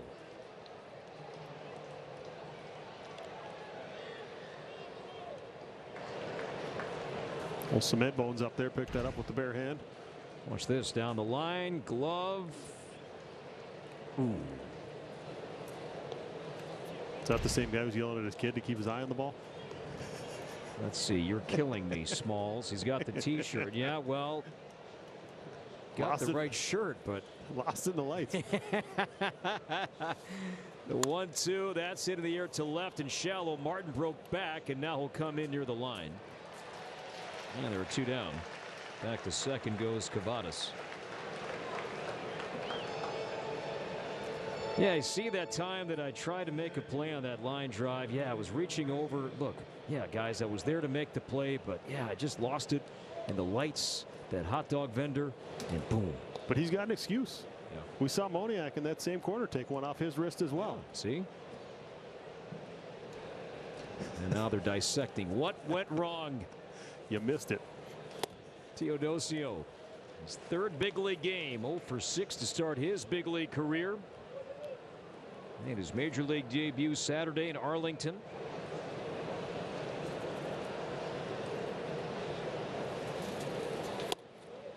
Yeah, we saw him his first at bat flying down the line in a real close play at first base.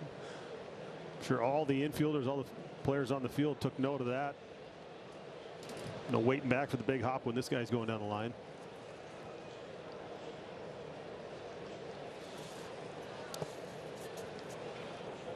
Ball one. Now the Angels outfield beat up right now with injury. But this was Teodosio, his first at bat, and Brooks Lee had to be perfect, and he was.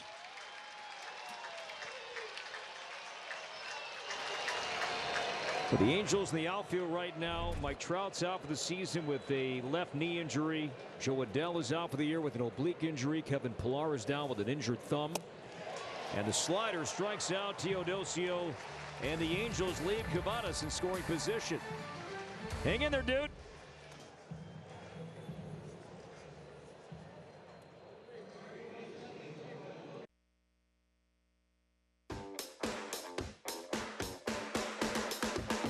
Welcome to Drive to Diamond Express, your one-way ticket to Team Affinity and beyond. We're coasting into sunny San Diego, California to celebrate Mr. Padre himself in the 25th anniversary of his 3,000th hit. And while we're on the Team Affinity Highway, say hello to the brand new action figure card series. And finally, choose your exit wisely because we got too many good things on the horizon. A burrito with French fries, I'm in. Weekdays on MLB Network. Get fired up for heated baseball talk as Christopher Mad Dog Russo barks about all the big stories from around the league, along with news and commentary from Alana Rizzo. High Heat with Christopher Russo. Weekdays only on MLB Network.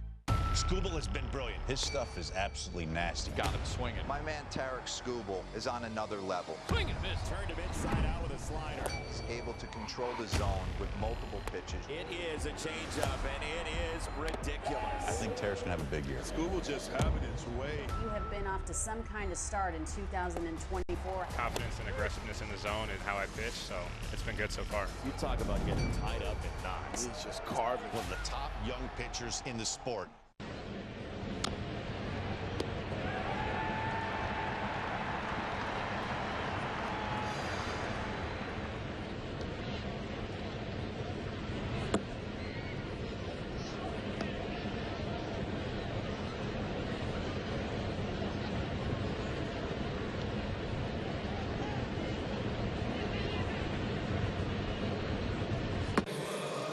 Twins coming up bottom 4, trailing by 3. Let's go in the driver's seat. Brought to you by Hyundai, and we focus in on the Angels starter tonight morning. That is Reid Detmers. Yeah, a few months in the minor leagues. Great start his last time out against a very good Angels team and picked up where he left off. And the first pitch strike,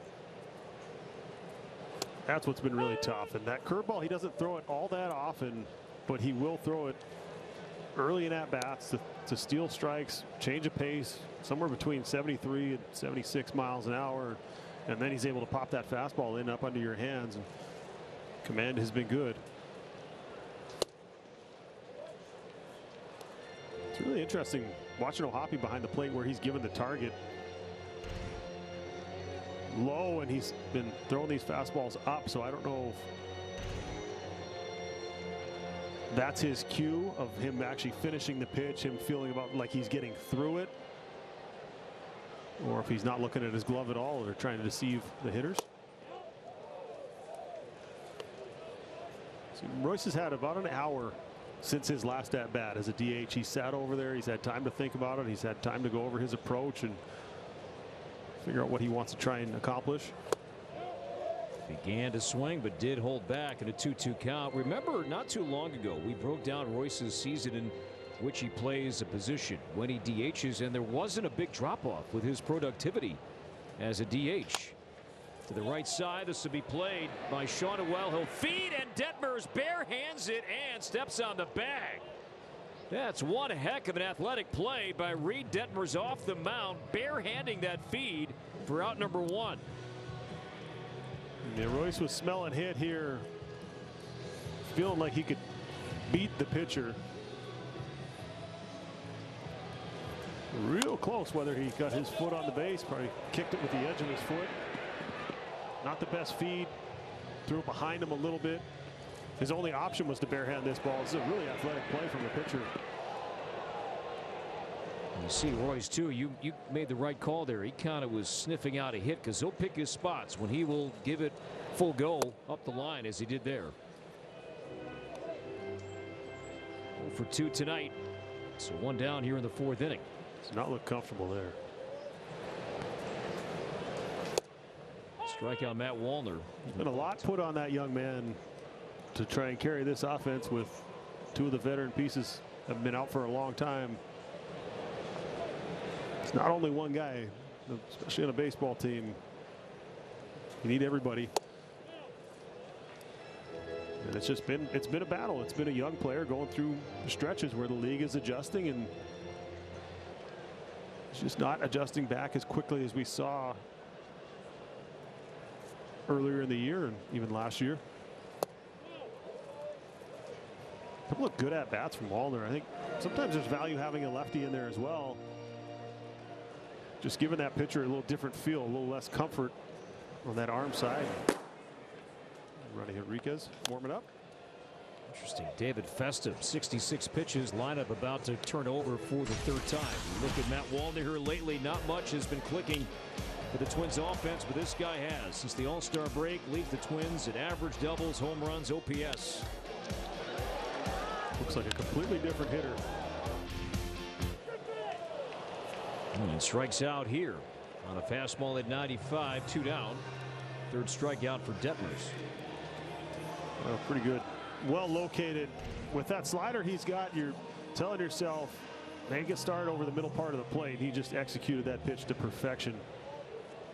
The only thing you're going to do if you swing at that is try and fight it off or maybe get a hit down the third base line. But part of Wallner's game, yes, he does strike out, but he also walks at an above average rate and runs some deep counts and hits the ball as hard as anybody in the league. Where would the Twins be without Wallner, Larnach, those left-handed bats? 1 ball, 1 strike on Kyle Farmer on second base tonight.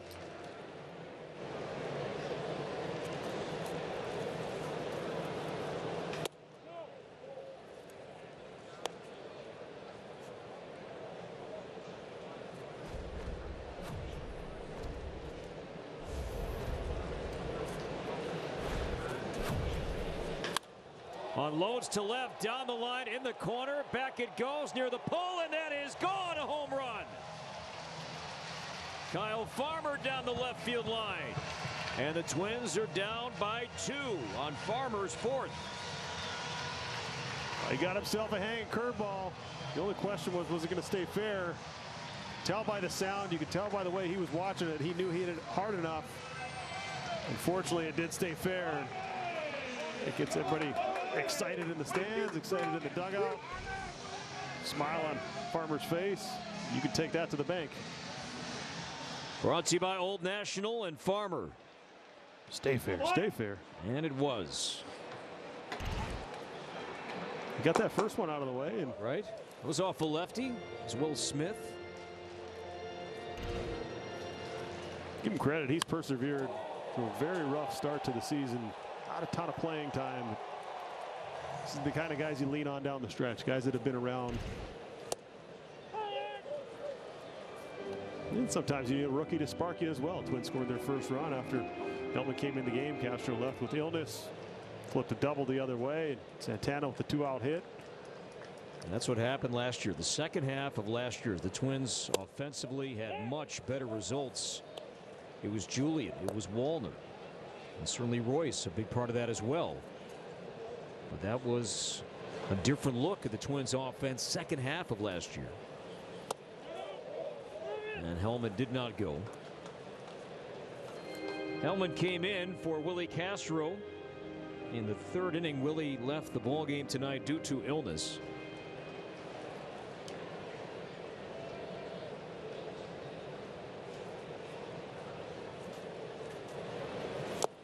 And strikes out in a slider. Twins, though, were down 4 at one point. Now they're down 2. Kyle Farmer in the dugout celebrating his 4th home run.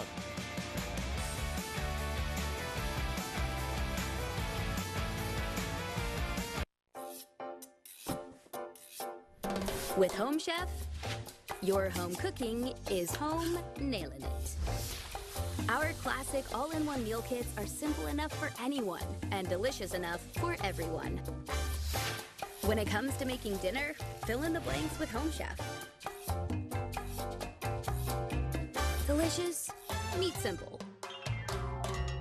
Get 18 free meals when you sign up at homechef.com. Ooh, that's a lovely view. What are you two looking at? Tip pick. What did you say? Tip pick. Tickets to the show with no hidden fees. No matter how many times you cross that bridge, the feeling's still the same. Never quiet, but calm and best shared. Peter Millar. Those look good. We've got to get you some. Oh, we don't need to get one. No, today. Are you serious? I'm serious, baby. Your boots have holes in them. All right. They look so good. Step up to the plate and get ready to play ball. The baseball show for kids where you can learn about batting, fielding, and everything in between from the real pros. Every swing is a big hit on Play Ball. Saturday mornings at 10 Eastern on MLB Network.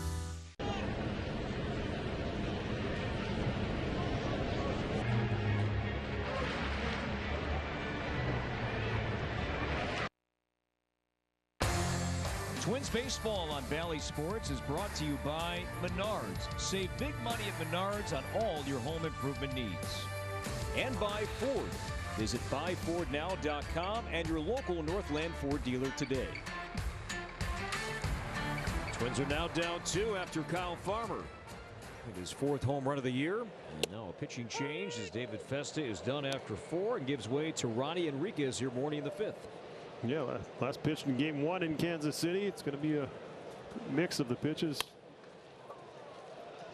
We see a base hit up the middle, but it'll be slider, changeup, four seam, and sinker as well. We're going to need some length out of him. He has the ability to do that. Hopefully give you a few innings, hold him right there, let this offense just keep pecking away. Let's take a look at our Home Depot getting it done, and Zach Neto has been doing that this season. As a shortstop, 20 home runs, currently tied with Jim Fregosi, most ever by a shortstop in team history. And in a single season. He wants to run here. He wants to get that 30th stolen base of the year as well. Sitting on 29. If he gets on. Ward's at first, nobody out. And the 1-0 is a strike. The decision to take out Festa. What's your take on that? 66 pitches, 4 innings tonight. Gave up 4 runs and 4 hits. I think a combination maybe of just wasn't quite as dialed in as we're used to seeing him, but also you got a lot of rookies, a lot of young pitchers, uncharted territory. You're trying to limit the innings where you can. In September, you got a few more pitchers available to you, so you're able to go to that bullpen maybe a little bit earlier. This is what's going to be tough, managing these innings down the stretch while trying to win ball games at the same time. You're trying to balance what's best for the player and what's best for the team. And also the lineup turning over a 3rd time. I think that also has something to do with it. They've tried to protect him in that way as well, as far as 2 and 3 times through the order. But this thing really needs to stay where it is right now. And if the score remains like this, what Rocco has been doing lately, which we didn't see earlier in the year, look, 19 to go, including tonight, he's been chasing some games, using some of his high leverage arms, down a run, down 2 runs, in a way that we did not see back in May or June or July, but knowing, hey, it's go time. If down by a run or 2, he's not just going to sit those high leverage guys down. He's going to bring them in. Yeah, it's something you can't do through the course of an entire season. That's close, and back in safely. Santana asking the dugout to hang out here. The old veteran move too. Took a little bit longer than normal to get that ball back to the mound. Maybe give the video room a little longer to look at, and they are going to take a look at it. So little jab step going the other way, and he is out. Put the tag on the hip. That is something that never was called before instant replay. Minnesota's challenging the safe call at first. If the tag was on the waist or the shoulder, whatever it is, and it wasn't anywhere near the bag and the hand got into the bag, that play was never called out. And now with the benefit of replay, it looks like the Twins will get an extra out here. Showing this on the video board right now. Twins fans believe it's going to be overturned, and you saw a kind of little snicker from Ward. I think he realizes he's out as well. Well, I think you see Santana, his positioning as well. He's a little bit more up the line to give himself more ground to cover on a ground ball. But it doesn't matter. You don't have to apply the tag at the base anymore. As long as you get that tag, the ball gets over there, you get the tag on that base runner. Now with the benefit of instant replay, you can get that call, and so you don't have to hang back. You don't have to lose range as a fielder. We'll hear what they have to say. After review, the call on the field is overturned. The runner is out. Minnesota will retain their challenge. So Santana, he got that whole thing going with the finger, and then Joey Casey in the replay room did the rest. And the Twins with a successful challenge. There it is. Tag applied, hand not on. That was a great look. I think the little veteran move after as well took an extra 3 or 4 seconds just to get that ball back to Henriquez on the mound, and they were able to take a good look at it. That's hit foul. Carlos Santana, Gold Glove finalist last year and tied with Christian Walker of the Diamondbacks for the most of any first baseman. That is a component, by the way, that plays into the Gold Glove winner. Check swing, he went. Neto strikes out on the slider, 2 down. And in terms of what analytical database plays into the Gold Glove winner, it's not Fangraphs, it's not defensive runs saved, it is outs above average. And that will help Santana's case, but he's been solid all year. He's never won a Gold Glove.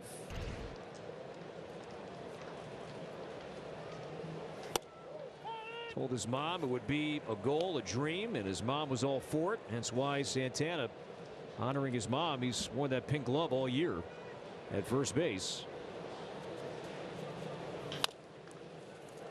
I was going to say, please don't boot it. Please don't boot it. Better hang on to that one. He makes the play, the pick off, strikeout, and a ground out.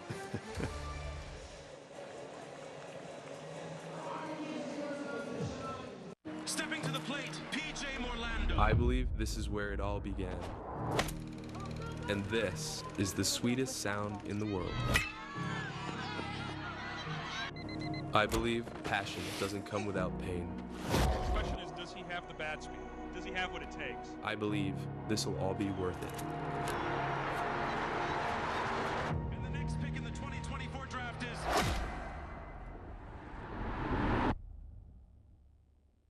All right, men, I'm about to put you onto something incredible. It's Blue Chew. Blue Chew. Blue Chew? Blue Chew. Blue Chew. Blue Chew. Blue Chew. And it helps men achieve stronger and longer lasting erections, which is pretty helpful. And it's an online service that delivers directly to your door, plus the first month is completely free. So why not try it? And yeah, chew it and do it. It's Blue Chew.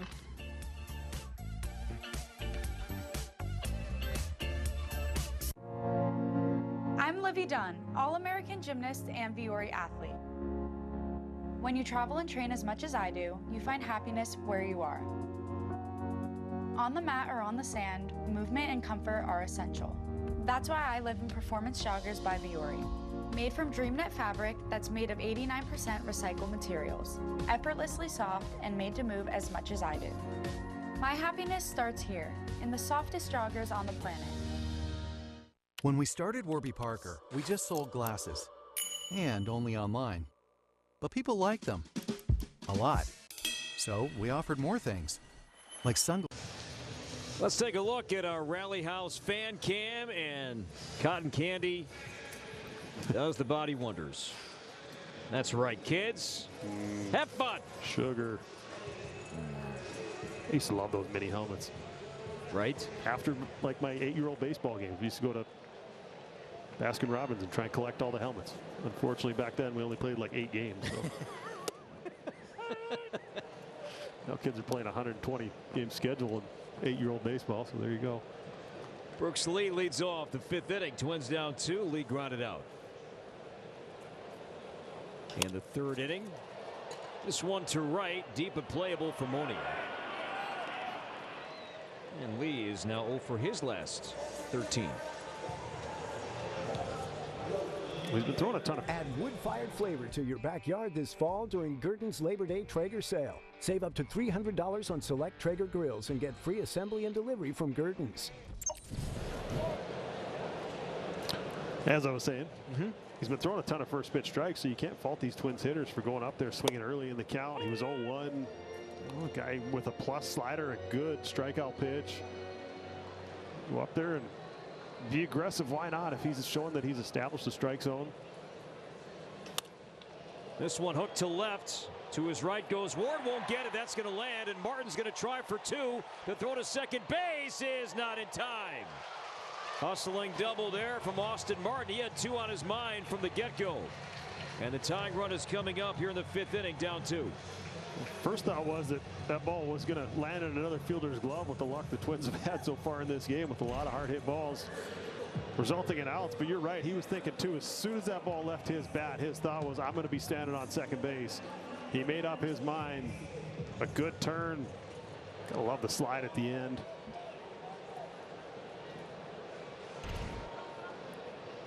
'16th double this season for Martin. Now Santana.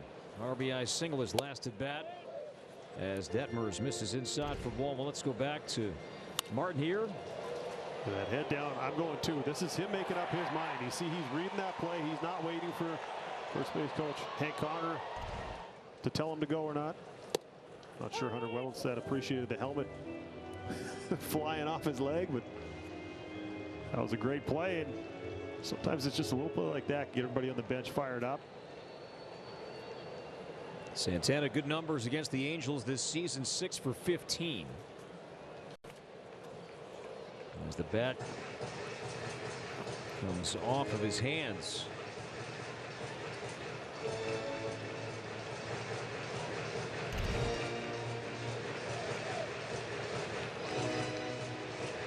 Yeah, one more pine tar.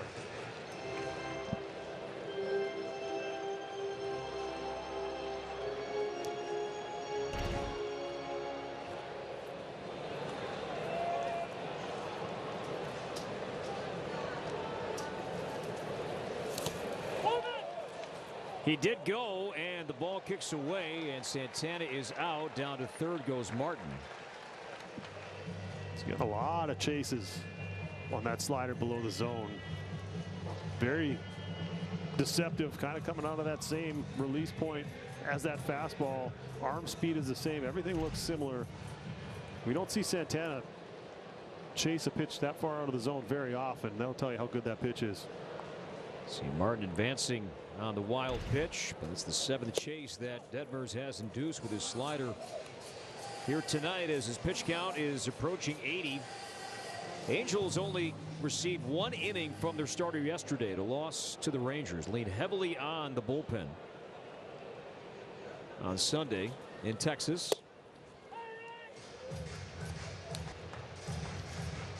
Not sure if he's looking for something else or if he's getting himself caught in between, or like I said the last time, is he up there thinking don't chase the slider below the zone, or is he just waiting for that ball hanging to come in that he can jump all over? Good take. Jeffers has flied out and walked tonight, 0 for his last 8. Martin at third base, 2 down.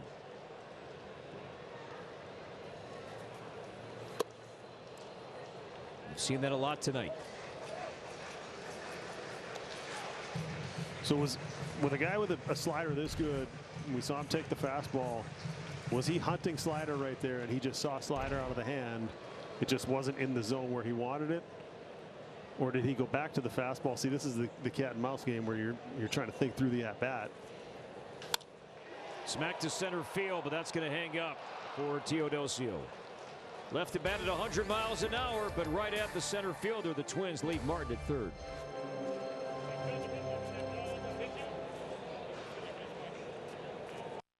Do you spend hours maintaining your gutters? Save that time with LeafGuard's maintenance-free system. Call 1-833-2-GUTTERS. Mesh filters sit on top of your gutters, building up debris and eventually clogging. Then they need to be cleaned too. Honestly, your home should have been built with LeafGuard gutters. LeafGuard's wraparound hood deflects debris and keeps water away from your home. The one-piece seamless system is strong, 20% thicker than average, and built to last. Plus, LeafGuard is guaranteed to never clog for as long as you own your home.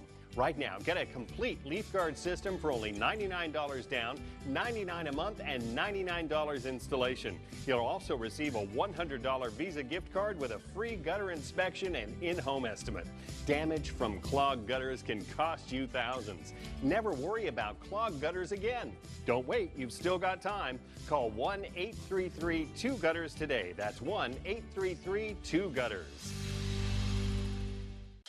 Get inside the game with the winner of the 2024 Sports Emmy Award for Outstanding Daily Studio Show, MLB Tonight. Boom! How fun is this show? Bringing you breakdowns. If we can put him on the mound, this is what it looks like, this is what it feels like. And live look-ins to the big moments as they happen. There it goes! See ya! 11 strikeouts for Skeens. This is going to be so much fun to watch. MLB Tonight, only on MLB Network.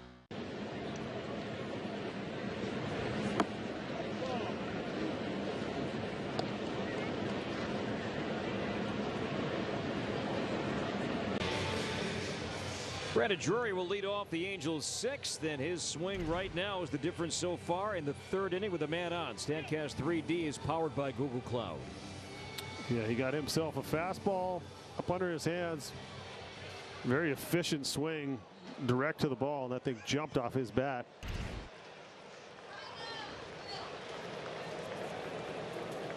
That ball landed in George Springer territory.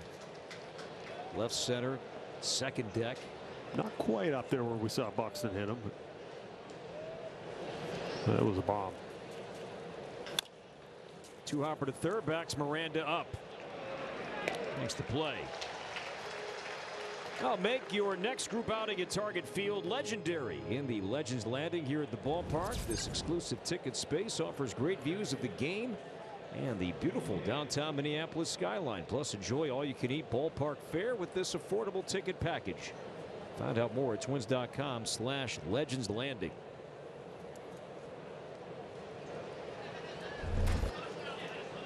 Mickey Moniak is 0 for 2. Second inning here for Ronnie Enriquez. Stuff looks sharp. Real good movement on that little slider, and the sinker and Drury's at bat as well.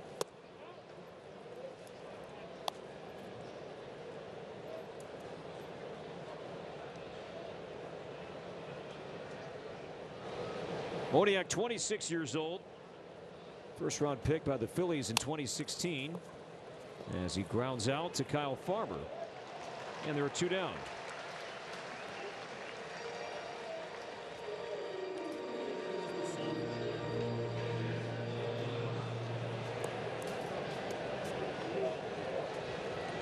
Now Logan O'Hoppe. Mentioned that he was drafted by the Phillies in 2018, 23rd round selection, and traded to the Angels in 2022 for Brandon Marsh. It was a great pickup for Philadelphia. Marsh, great player. Outfielder. Can hit, power, great beard. And O'Hoppe has his first hit of the night. Rolls it through the right side, a 2-out single. I think you could list that as a trade that worked out well for both teams. O'Hoppe, a player of the future. Ranham, a guy sitting on, for the Angels, a guy sitting on 19 home runs, and just hit that in the right spot. You think of how many balls the Twins have hit today, seemingly on the screws. We saw Jeffers with 2 outs hit that ball, line out to center, 100 miles an hour. And that one hit in the right spot and was able to roll through the infield. So sometimes when you're going through these stretches where you're struggling to score runs or struggle to come up with a big hit, sometimes it's just the bleeder that rolls through, or the ball that Salvador Perez hit up the line that somehow stayed fair. Just has its way of working out, and keep hitting it hard. That's what you're telling yourself in that dugout. We keep squaring it up. We keep barreling that ball up. We keep hitting it hard. Eventually the luck will turn. And so when you try and change things, when you try and feel like you got to do something different other than hit it hard and you know, realize that you have no control of what happens once it leaves your bat. But when you're in the middle of it, it's tough. Ball 2 on Nico Cavadas. Twins will have Miranda, Lewis, and Wallner coming up in the 6th inning. Angels bullpen is quiet.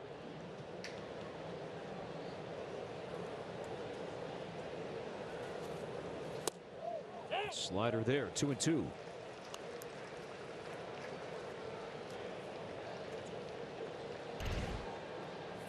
No, the old backup slider will get you every time.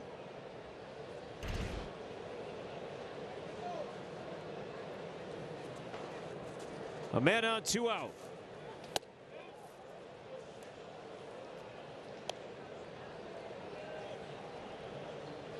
Santana communicating.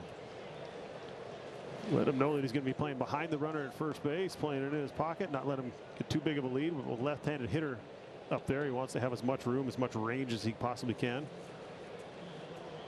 O'Hoppe runs, and the 3-2 pitch hammered to right in the corner. This one is back towards the bleachers, and that is gone. Home run for Nico Cavadas, his 3rd, and the Angels on one swing regain a 4-run lead. Went back to that slider he tried on the previous pitch. He did not get him to chase. He kept the at-bat going and then got one in a better location.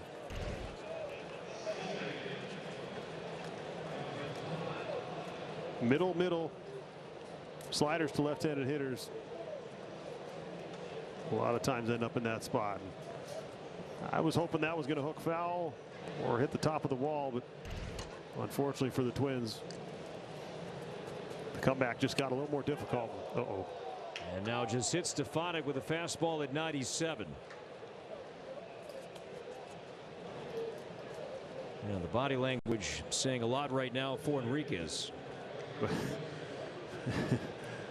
As a hitter, as a pitcher, there's nothing that looks worse than that right there. Guy hits a home run and then next guy. Just a fastball that got away from him. Obviously, you don't want to give him any more base runners than you can, and that'll bring Pete Mackey out of the dugout and have a little conversation. Nobody wants to get hit, but there's always something in the back of your mind for one reason or another that says, hey, a home run, why are you hitting me? But wouldn't expect to see anything come of this after the fact. It's the first batter that Enriquez has hit all year. And more run support for Reid Detmers. The Angels scored 2 in the third with 2 outs. It was the walk to Nolan Shawnuel, then Brandon Drury homered. Here were the 6th, a 2-out single to Logan O'Hoppe, and Nico Cavadas followed with a home run. Now Bryce Teodosio.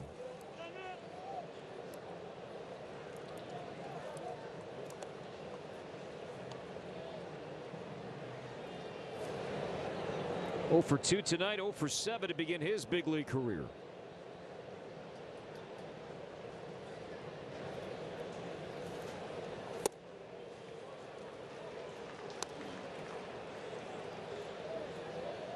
It's been so rare in recent years when the Twins and Angels have played that both Byron Buxton and Mike Trout have been healthy at the same time.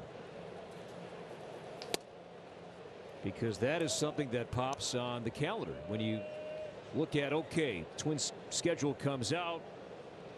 When do we see the biggest stars in the game? And that dude right there, injuries have kept him down, and that guy there, injuries have kept him out as well. Because that's what fans want to see. They want to see the stars play. And when the Twins and Angels meet up, yeah, the hope is that you get a couple of days of seeing Mike Trout and Byron Buxton play in the same series. Yeah, that's what teammates want to see. That's what broadcasters want to see. The game's better when the best players are out there. Unfortunately for both those guys, it's been a challenge, especially the last couple of years. Brooks Lee will go to second to force out Stefanik to end the inning, but damage done. The homer from Cavadas. Twins are down 4.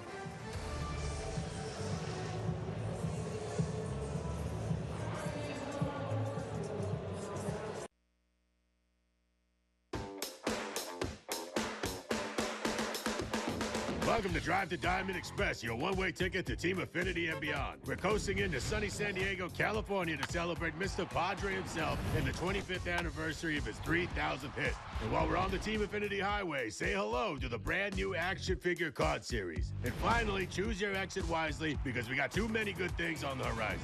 A burrito with French fries, I'm in. Step up to the plate and get ready to play ball. The baseball show for kids where you can learn about batting, fielding, and everything in between from the real pros. Every swing is a big hit on Play Ball. Saturday mornings at 10 Eastern on MLB Network. Bryce Harper is special. He's got a flair for the dramatic. Bryce Harper for me is must-see TV. You can't take your eyes off him. We all love his feistiness. Every time it's a big moment, Bryce Harper comes through. That's what you always dream of, to put a city on your back and do that for your team. He did it again! It is Bedlam at the bank! One of the coolest sports moments ever.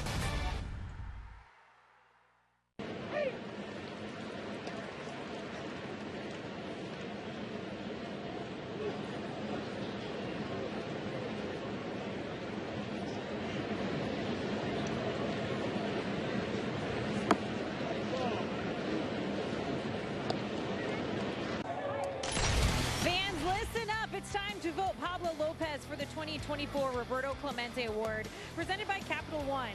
The prestigious award recognizes players who best represent the game through positive contributions on and off the field. So go to MLB.com/Clemente Award to vote today. The nominees were announced earlier today, and Pablo Lopez says even just a nomination really means the world to him. And that's because every day he tries to give his team and the Twins community the same love and support that they give him every day. Rocco Baldelli summed it up pretty perfectly, saying that award is made for Pablo Lopez, guys.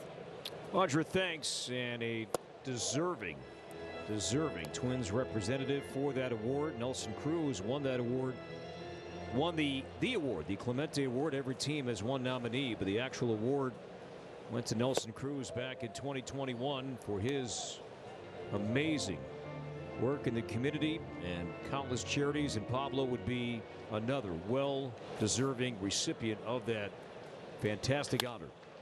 Let's see if Miranda's single can spark a rally. Leadoff man is on. Twins down 4. Used to do that and have a little bit of frustration. You lead back to the last at-bat and you go, why couldn't I just trade at-bats where 2 outs, an opportunity to drive in a run? But a hit's a hit, and that's what they're going to need a bunch of to be able to get back in this thing. Good approach right there. Just taking what the game gives you. Royce Lewis 0 for 2 tonight. It's just a little bit late. Just getting beat by some fastballs at the top of the zone. They're throwing some real good off-speed pitches in below the zone. They speed you up a little bit. Your bat gets a little bit tired. Legs get a little bit tired. You try and guard against it. And the old backup slider. And this is where Royce has been so often here, Morty, these last handful of games. It's been 0-1, 0-2. 0 for his last 18. And when you're struggling, it seems like you walk up to the plate from the on deck circle and you're 0-1, or it feels like you're 0-1.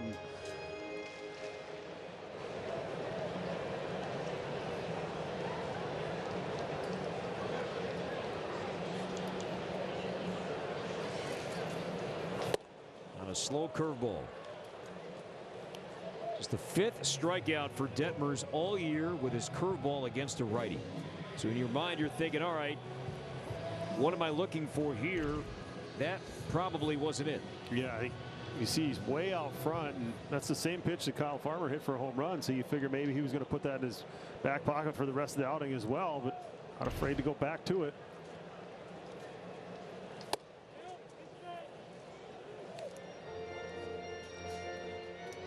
Let's see if the Moose can get a cookie here.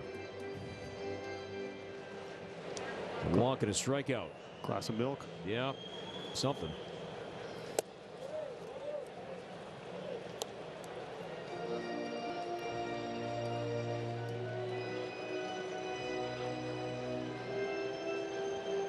A little longer in the game. Does a 2-0 count mean a fastball?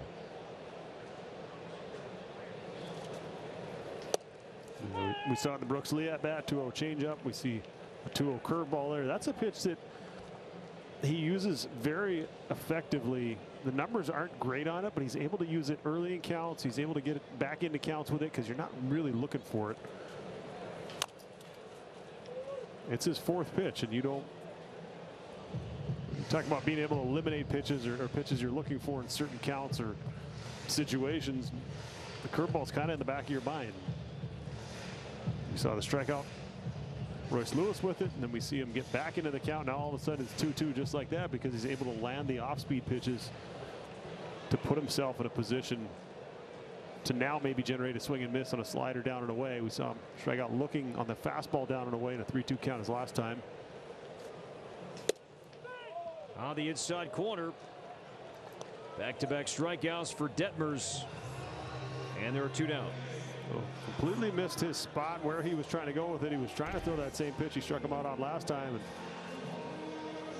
And It did catch the box, and as a hitter, you track that ball and you see the catcher reach all the way across his body, and something in your mind says that ball was inside, and you go and look at the iPad, you go to the video room, whatever, and unfortunately it was in the zone.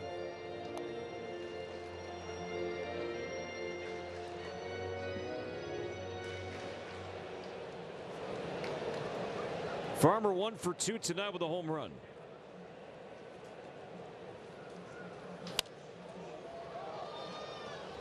And Farmer produced the Twins' second run on a curveball, but he kept fair down the left field line. Yeah, good contact. That got out of here by plenty. Come on.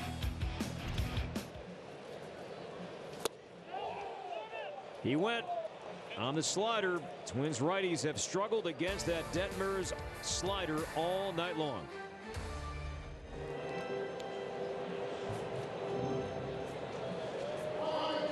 This is what you've been waiting for, folks. This is Gunnar Henderson. American League Rookie of the Year. What a superstar rookie season he had. What can this guy do? One of the best all-around players. You better be really good at what you do if you're going to be called Gunnar. Out of here. Gunnar Henderson's season is in full effect. Gunnar Henderson's my shortstop. This dude, absolute animal. Show him who you are, kid. Show him who you are.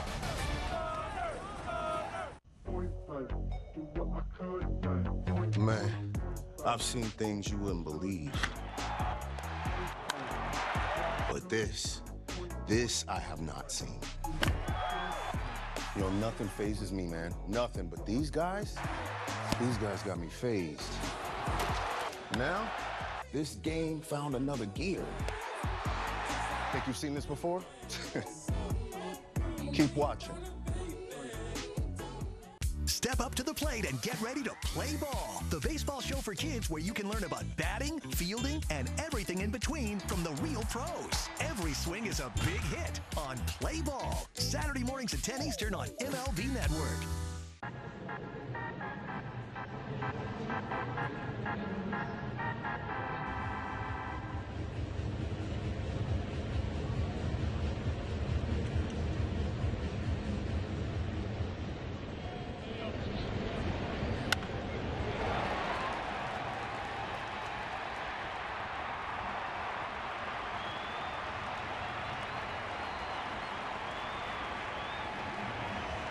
Sports is brought to you by Grand Casino. Let your story begin. And by Luther Auto. Shop the Twin Cities' largest selection of vehicles at lutherauto.com. Great having Taylor Heisey and Grace Zumwinkle at the ballpark tonight for the ceremonial first pitch, and the PWHL announcing team names earlier today. The Minnesota Frost. Very appropriate. Love it. It was great to watch Minnesota last year. The inaugural season. Win it all, and hopefully they can repeat once again. It was great to see that league take off. The crowds they were getting. Like more of the same this year. We got Jason Kubel's brother-in-law coming in the game. Last pitched in the Tampa series, so didn't see any action in Kansas City. Veteran who's had a roller coaster ride of a season. Both of the York teams, second go around with the Twins. Give him credit. Just continue to find his way to a big league mound, continue to persevere. Looking for him to come in and just hold it right there.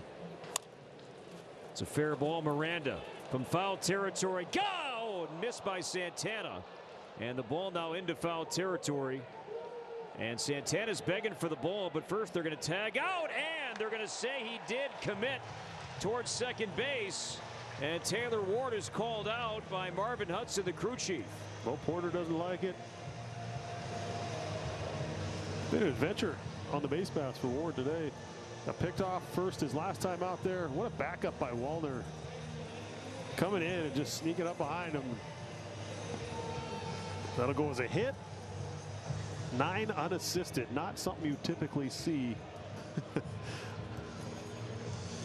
Ryan Jeffers, he was guilty of this exact call earlier in the year as Miranda made this throw from foul territory.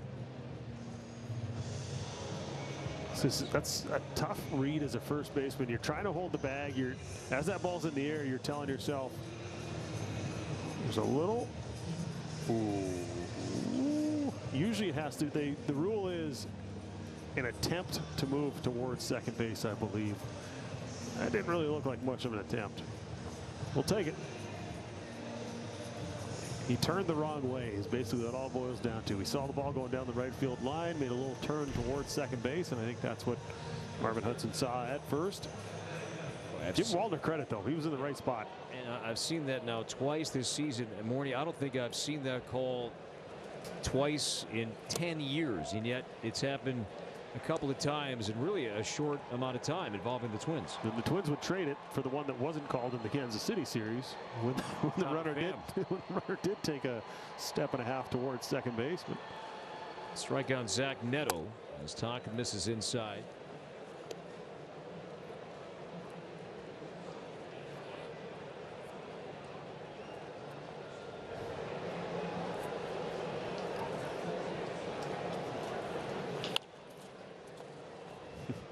Was getting, like, here we go again. that was shaping up to be a tremendous play. So saying as the ball was in the air, your job as a first baseman, most important thing you do is catch the ball. It's not your fault if the guy makes a bad throw. If you have to come off the base, your job is to make sure that you keep that ball from ricocheting down the right field line. And there's sometimes you just get caught in between where you feel like the only way I'm going to get this guy out is if I hang on the base with my foot. As Neto strikes out, 2 down. But that throw normally has some tail on it. As that third baseman's running towards that third base dugout, usually it's going to have a decent amount of fade to it. And you know that. You play for it as a first baseman. And it's a split to second decision. Can I reach this ball and keep my foot on the base, or do I have to come off and do that old catch and tag at the same time? And it all worked out in the end. But that would have been a highlight reel play from Miranda on a tough play. And he'd love another chance at that. He's been busy tonight. Nolan Shawnwell has been out twice, a 2-run single with a walk and a run, and this is lined to Farmer, and the inning ends there. So Tonkin sees the minimum we stretched. Twins coming up down 4.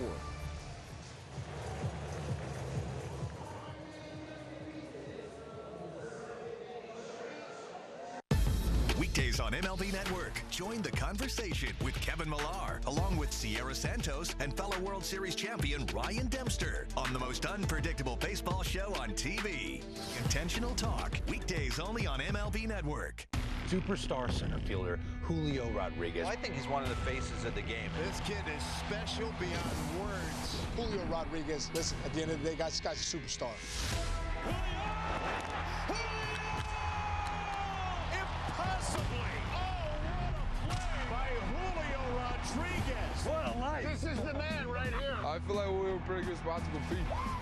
Another historic chapter!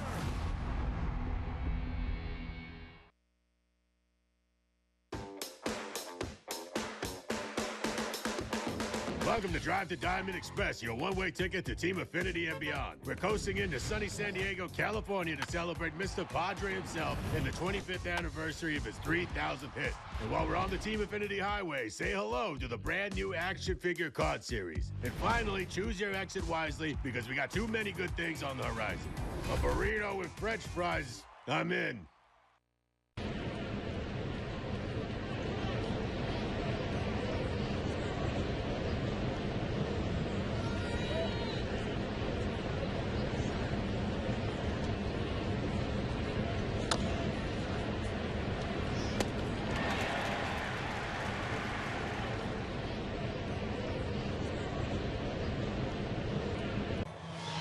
Twins coming up in the 7th, and done seeing Reid Detmers here tonight. The Twins had success against him in Anaheim back in April, but not tonight. He was great. 6 innings, 2 runs. He struck out 8.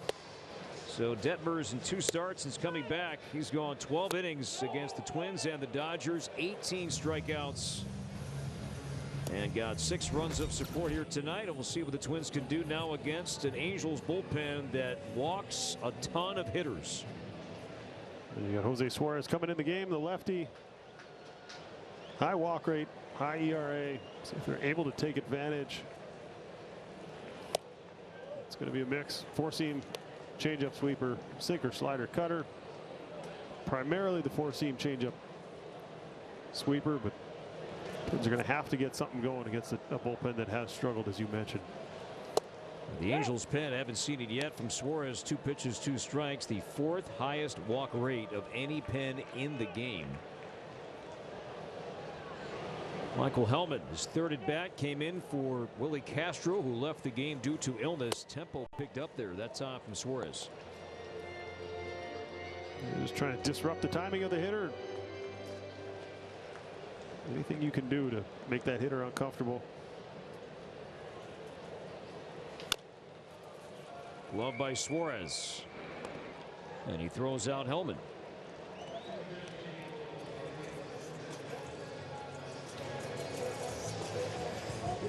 Add wood-fired flavor to your backyard this fall during Gurdon's Labor Day Traeger sale. Save up to $300 on select Traeger grills and get free assembly and delivery from Gurdon's. 1 down for Brooks Lee, who has grounded out and flied out tonight. Well, Detmers was good, and we saw it. Not this year, but last year when the Twins went to Anaheim. He has the stuff to be able to dominate a lineup. He had 29 strikeouts in his last 3 outings as well in the minor leagues before he came back up. So he found something down there. It felt like he was pitching more like himself. Saw him shake a little bit more than he had in the past. I think when you're throwing the pitches you want to throw, maybe you have a little more conviction to it. You feel a little more comfortable when you're in charge of what you're doing on the mound. He was in charge tonight. Jack Lopez is now playing second base. Michael Stefanik done for the night. Hit high to left, but playable for Taylor Ward. 2 down. The Twins are 2 runs on the board so far tonight, and this is where the team has been now for a couple of weeks. Entering play tonight, the last 14 days alone, the Twins scoring only 35 runs total the last 14 days, fewest of any team in that time frame in baseball. We've kind of seen it all year. This team's been streaky. We've seen win streaks, losing streaks. We've seen them get swept. We've seen them do the sweeping. And I think part of this is just because of how many younger rookies, inexperienced players, however you want to look at it, they have going night after night. And it's the inconsistency that you see a lot of times from young players. Veteran guys are a little, they're a little better at getting through those struggles. They're a little better at turning the 0 for 12 into an 0 for 8 with mixing in some walks or some better at bats. And I think it's been a battle, and guys are trying to figure it out at the big league level. And they are really missing those veteran guys that they really rely on. And they're not here, and you got to win with who you have. But we see it. It's been a challenge. I feel like when you needed that 3-run homer, it was there earlier in the year. When you're relying on 3-run homers to come back in games, it becomes difficult. Because guys start to press, they start to feel like I need to get it done as opposed to I'm going to get it done. And the old hitting being contagious, it's a real thing. It really is. It's one guy taking pressure off the next and having trust in the guys behind you in the lineup. One guy feeding off another, more pressure on the pitcher to make mistakes. Just not a ton of traffic, and it seems like tonight most of the balls that have been hit hard have been hit right at somebody and ended up in fielders' gloves as well. Full count to Martin. And that would have been ball 4, but could not hold back. And Suarez works at 1-2-3, 7th inning.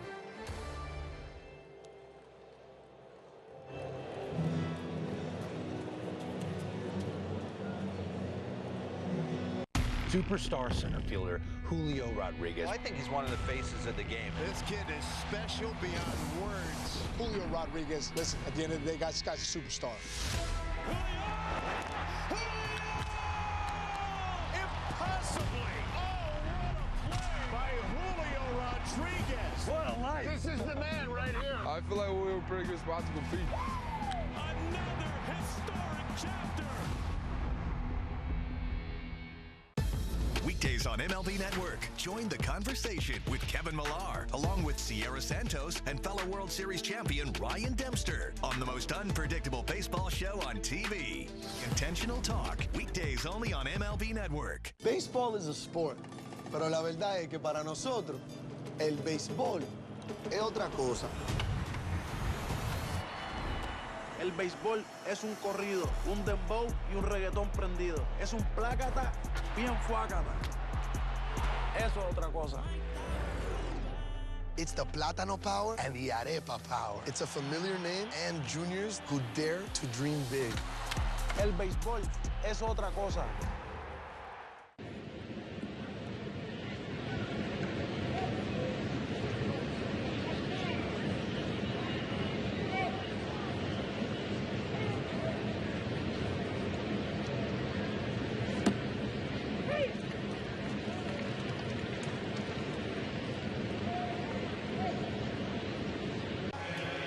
Look at the up-to-date wild card standings. Twins still holding on to the number 3 wild card spot, but the Tigers are playing well idle tonight, as are the Mariners. Red Sox are playing and winning. Red Sox lead the Orioles 8-3 in the 7th inning. So ground to be made up for all those teams if this score doesn't change tonight, as Tonka nearly hit Brandon Drury on a slider. 14,445 here tonight, hoping to see a big comeback late in this thing. Just a tough one from the start. Leadoff walk followed by a double kind of set the tone. There's times when you come out of a rough series and you get back home and you're hoping to, you know, kind of turn the tide a little bit and just get things moving in your favor. And it's tough when you go out there and your starting pitcher just didn't have his best command from the start of this thing. Walk a double and it all happened real quick, and you never want to do it. But sometimes you get that feeling on the bench of like, uh-oh, here we go again. And you hope it doesn't happen, and you want to try and find some way to move past that. But it's kind of the sense we got from the beginning of this game is, you know, we had the big meeting yesterday. Guys were talking about it was much needed, and you're hoping to come out with a little better result in this game, and then all of a sudden, just like that, in the top of the first, you're down 2-0. But that's when you have to fight. You have to punch back, and just haven't been able to do that. Yeah, to your point, Rocco, after the game yesterday, his words were short and sweet. This was it. That was an unprofessional series of baseball that we just played, and that's all I'm going to say about it.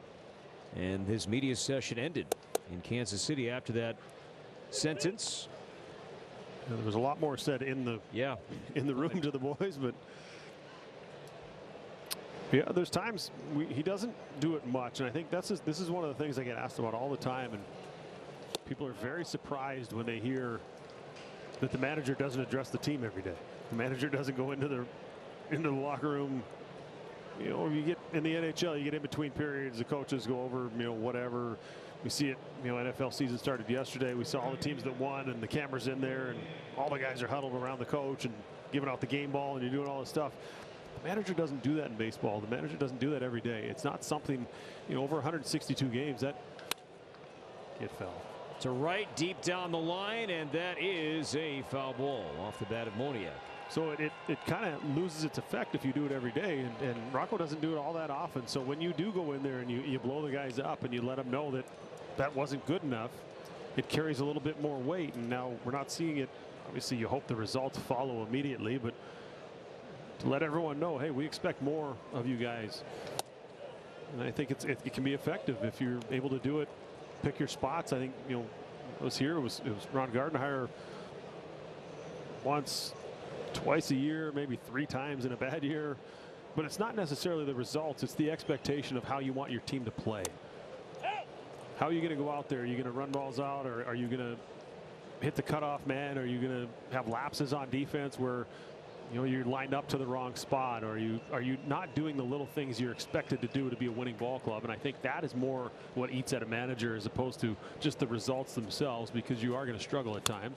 So the mental, when the mental mistakes are made, that is what eats at a coaching staff more than just, hey, hit the ball hard, didn't go our way. I get it, but with mental mistakes are happening, and they're happening this late, same situations, then that could be the catalyst to have that kind of message. Yeah, throwing to the wrong base, not backing up, just all the little things that winning teams do. And I think that's what'll get you. And I think that's when you see managers fly off the handle a little bit and just let it be known. And I think it's a good thing that needs to happen every once in a while to just remind everyone what the expectations are. You're physically tired this part of the year. You're mentally tired this time of the year, and that's when you see those mistakes. It's the grind of every day. You've been going every day basically since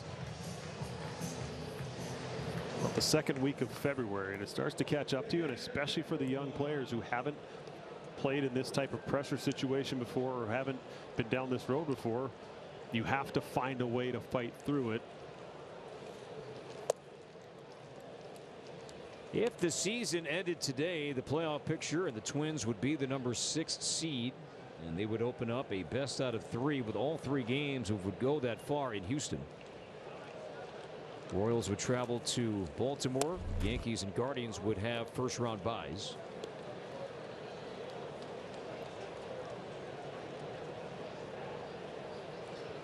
Logan O'Hoppe singled with 2 outs in the 6th and scored on the 2-run homer from Cavadas off Ronnie Enriquez earlier tonight. Jammed a bit, shallow center, but Michael Hellman will make the play. And there are 2 down. Get out and play with the Minnesota Lottery. Say I'm in and scan the QR code for a chance to join the Minnesota Lottery's winner's circle. And if you do that, you can win $50 in scratch tickets.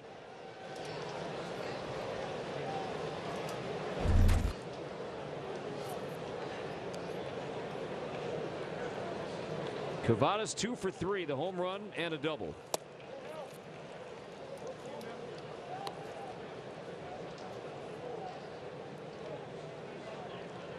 Cavadas has 7 hits in 16 big league games, and 3 of those 7 are home runs.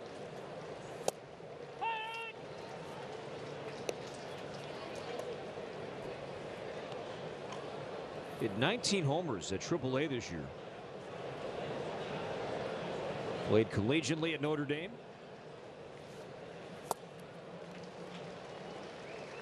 One and two.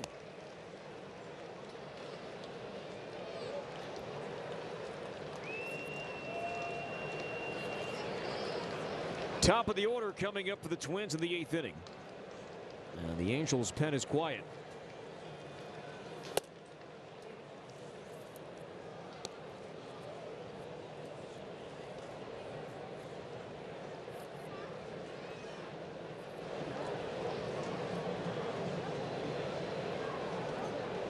Brandon Drury at first base now with 2 outs.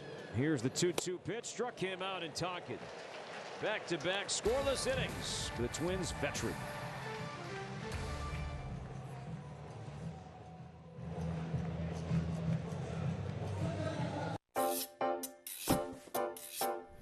With Home Chef, your home cooking is home nailing it. Our classic all-in-one meal kits are simple enough for anyone and delicious enough for everyone. When it comes to making dinner, fill in the blanks with Home Chef. Delicious, meat simple. Get 18 free meals when you sign up at homechef.com. We can just have someone on Fiverr do it. It's no big deal. Hiring freelancers just for small tasks is like hiring Martha Stewart as an... Here's your coffee. Oh, best intern ever. Sometimes great talent is right under your nose. What's your name again? Those look good. We've got to get you some. Oh, we don't need to get one. No, today. Are you serious? I'm serious, baby. Your boots have holes in them. All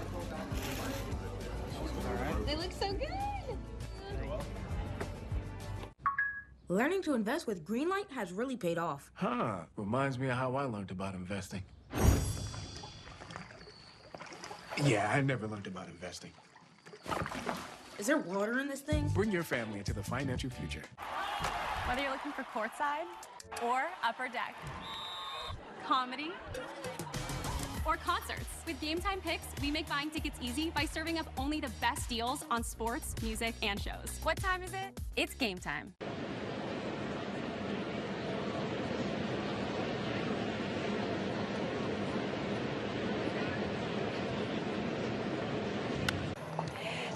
Angels as we take a look at our Grand Casino story of the game. A couple of big swings on the LA side of things. Brandon Drury with a big two-run home run, and Nico Cavada's also big night 2-run homer, and he had a double as well. Good run support for Reid Detmers. 6 innings of work, the 2 runs on 5 hits and 8 strikeouts for the Twins guys. 2 runs on 5 hits. A big one though coming from Kyle Farmer with his 4th home run of the year. But right now the Twins again have some work to do. Audra, any of the fun segments that you have in the pregame Catch with Audra coming up soon, just to break it up here a little bit, get something going, anything like that on the horizon? You know, I'll see what I can get going just for you, Corey. Come on, I need a little Catch with Audra here. Shake it up a little bit. Twins are down 4 as Carlos Santana leads off the 8th inning. 1 for 3 tonight with an RBI. I hope this illness thing doesn't spread even more in the clubhouse, right? Santana had it, and now Castro leaves with illness. That's the last thing that this team needs right now. You got a battalion on the injured list. Right. Hit hard to third, but Brandon Drury is there to make the play, and Santana, he is out number 1. Enjoy a day at the ballpark in the Tick Pick family section. Tickets in this alcohol-free section include a hot dog and Pepsi. Tickets can be found at twins.com.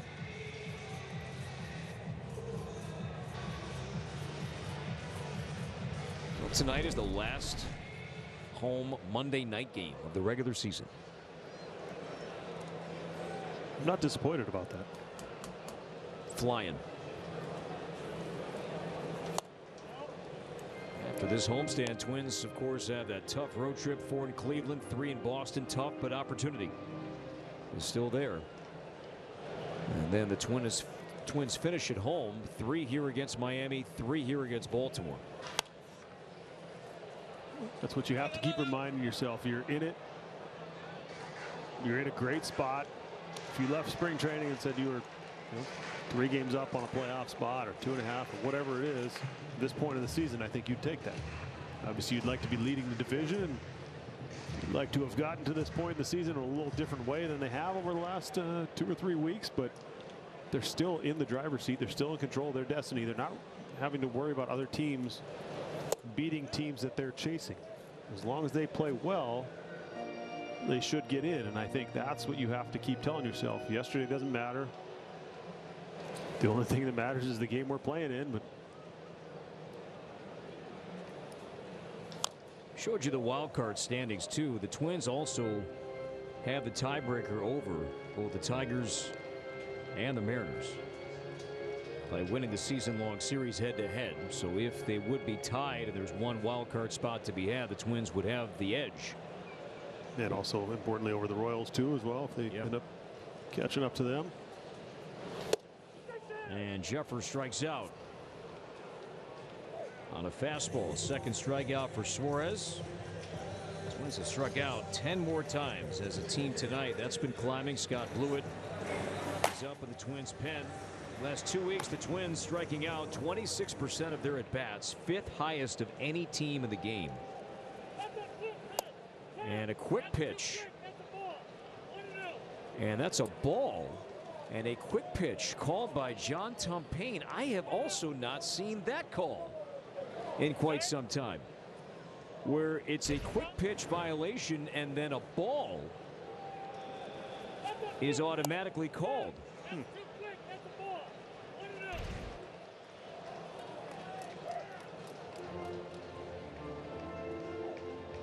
So Tumpane, a veteran umpire, made that call emphatically behind the plate. I think partly because we saw him there roll through the windup, and then the other one just kind of came together. Miranda looked up and he was kind of starting. So obviously your job as a pitcher is to disrupt timing. But within the rules, that's something that was changed a few years ago as well. We'd see pitchers kind of roll through like they were coming set and then kind of manipulate the rules a little bit. I wonder, too, if that's something that pops in just advanced reports on pitchers. Oh, yeah. If that's something that, the Twins staff studied on Suarez, not just his pitch mix and what he throws when he throws it, but, hey, be aware that he'll go like that. He'll go that fast, and quick pitch, tempo, picks up. 3-2 on Miranda. That would be some deep research. Last pitch in the big leagues, June 2nd at Seattle, so he's recently back up. So if they had something on him to be aware of, it'd be a great job. But I mean, that was something when I first came up in the big leagues, even with nobody on base, you had to come set, and then they got rid of that rule, and then the pitchers started to take advantage of the way that rule was interpreted, and they put it back in now. Tap weakly left side on the charge. Neto bare hands throws and got him. Good play by the Angels shortstop Zach Neto, barehanding that ball, throwing out Miranda, and the Twins go down in order. No challenge here. It's a 1-2-3 8th inning. Weak contact induced by Suarez. Miranda was trying to hustle out a single, but Neto had other ideas.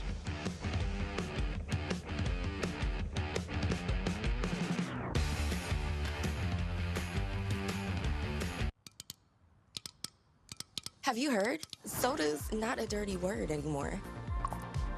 Introducing Poppy, the best thing to happen to lemon lime since, well, lemons and limes. It's the iconic, refreshing flavor you crave, but with 3 grams of sugar. Real lemon, real lime, real juicy flavor. The future of soda is now, and it's called Poppy. Poppy, soda's back. Hims has helped millions of guys get treatment for their hair loss, sexual health, and mental health. At Hims.com, you can find a range of chews, sprays, serums, and pills made by combining multiple doctor-trusted active ingredients into innovative products formulated for results. Find the option that works for you. Get started today at Hims.com. When it comes to tickets, pick TickPick. You're picking the best prices guaranteed, with no hidden fees ever. Pick from thousands of live events. No hidden fees, more savings. Download the TickPick app. Join the million-plus fans who have made game days more entertaining by playing along on Underdog. Basketball fans from all over the United States have won over $1 billion. Underdog. Trailing 6-2, this copyrighted telecast is presented by authority of the Minnesota Twins and may not be reproduced or retransmitted in any form, and the accounts and descriptions of this game may not be disseminated without the express written consent of Minnesota Twins, LLC. No rust on. The Twins Hall of Famer. Look at that. I don't know. I don't know. Hey, whatever gets you on TV. Whatever gets you on TV. Scott Blewett's on TV. 9th inning belongs to him. Twins down 4. Michael Stefanik leads off. No, this is not Stefanik. This is Jack Lopez. His first at bat after coming in defensively for Stefanik earlier tonight. So Blewett pitch against his former team in Kansas City yesterday. Through an inning, give up 2 hits, 1 strikeout. Numbers are very good. A couple of different stints with the Twins. Very good against righties as well, hit 182. Santana over near the screen and has a play. That's bold. Or at least it should be.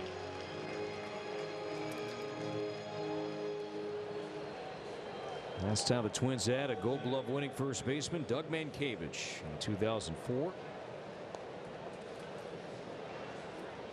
2001? I think it said 1 on the we showed earlier. Okay. 2001. Pulled foul. I should know this, but I don't. How close did you get? But there was no finalists. Okay. I think maybe one of the years in Colorado I was a finalist, but that kind of just started, so we didn't really know. To right center. Wallner, helmet in. It's Wallner.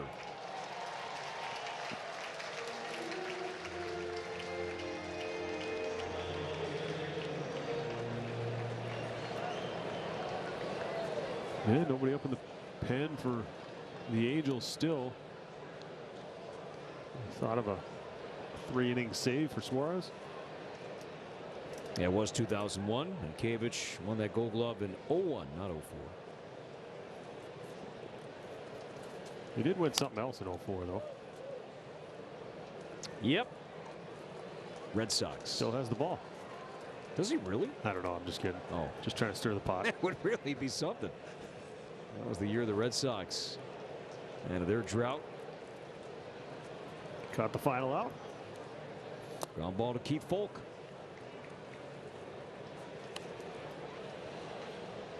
Getting late, huh? Yeah, guess so. Ward's been on 3 times.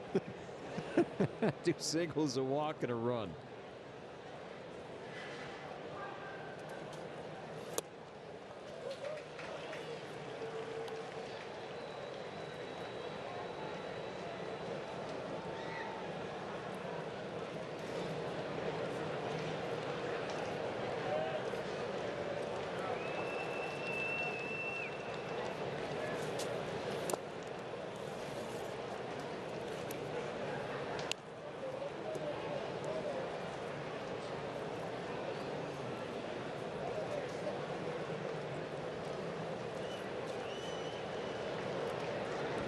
Base is empty, 2 outs. Angels have led from the start. And Ward will have his 3rd hit of the night. And he's going to plant himself on first base. Yeah, I don't think he's moving. They reached base 4 times. This one down towards the end of the bat. You'll take every one of those you can get as a hitter. But because he was able to stay through the zone a long time, even though he got fooled. His name popped quite a bit. Trade deadline rumors. Was he a guy that was about to move as Neto hammers that one foul? Yeah, 30 years old, 20 home run pop.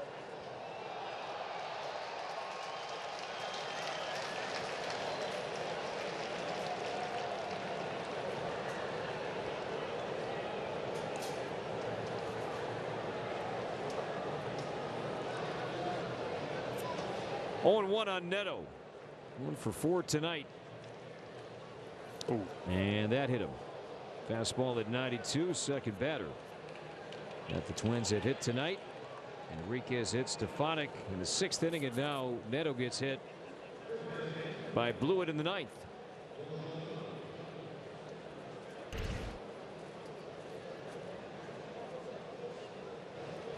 That's how you turn right there, kids. That one caught Jeffers too.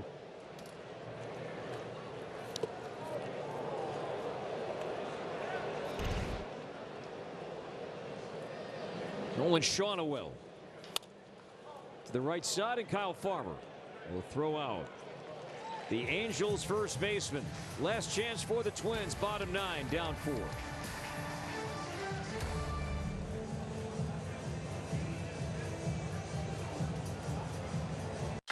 Get inside the game with the winner of the 2024 Sports Emmy Award for Outstanding Daily Studio Show, MLB Tonight. Boom! How fun is this show? Bringing you breakdowns. If we can put him on the mound, this is what it looks like. This is what it feels like. And live look-ins to the big moments as they happen. There it goes! See ya! 11 strikeouts for Skeens. This is going to be so much fun to watch. MLB Tonight, only on MLB Network. Béisbol es a sport, pero la verdad es que para nosotros el béisbol es otra cosa. El béisbol es un corrido, un dembow y un reggaetón prendido. Es un plácata bien fuácata. Eso es otra cosa. It's the Plátano Power and the Arepa Power. It's a familiar name and juniors who dare to dream big. El béisbol es otra cosa. Want to elevate game night? Turn on MLB Big Inning, a revolutionary way to see the biggest moments from every game, live and commercial-free. Find it on the MLB.tv home screen. MLB Big Inning on MLB Network and MLB.tv.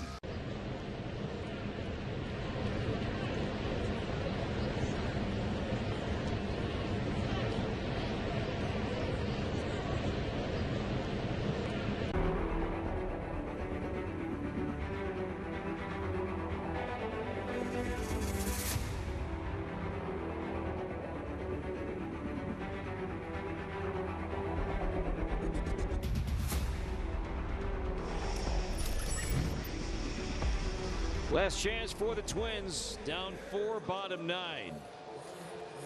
And Lewis will lead off an inning for the third time in 4 plate appearances tonight. Royce has struck out twice and grounded out. Jose Suarez seeking a 3-inning save. Does not have a save yet in his big league career. Tonight marks his 96th career game. Strikeout Royce. And if you're Royce, the Twins don't come back to win this game. You need something positive here. He's missed a few pitches in the zone. Some good contact maybe. I mentioned it the last time we walked up there. He's going through this stretch where he's struggling. It seems like you're 0-1 when you're walking out of the on-deck circle. And once again, started the at-bat. No balls and 1 strike. And then every borderline pitch that's up there, I feel like it gets called against you. And once again, you're hitting with 2 strikes, trying to find a way to battle, get on base. 1-2 on Lewis. 1 down. Night game here tomorrow night. And Pablo Lopez will once again be asked to step up and set the tone as he has done so often here. Going back to late June, he's been remarkable.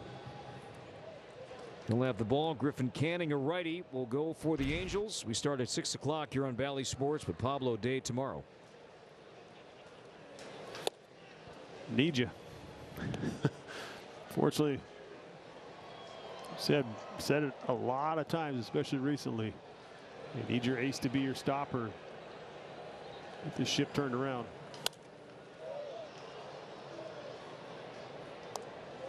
Yes, that was ship with a P. Ship. I heard it. Okay.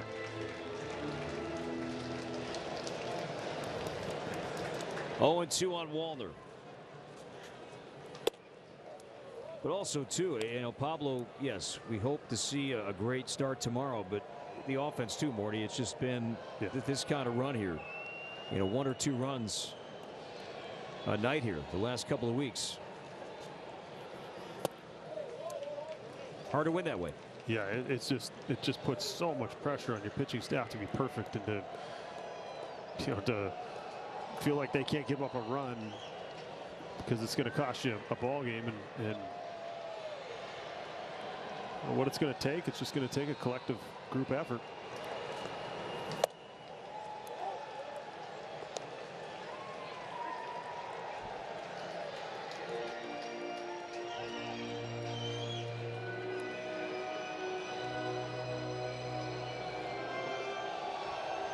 Three and 2 on Wallner. Twins Live post game is coming up.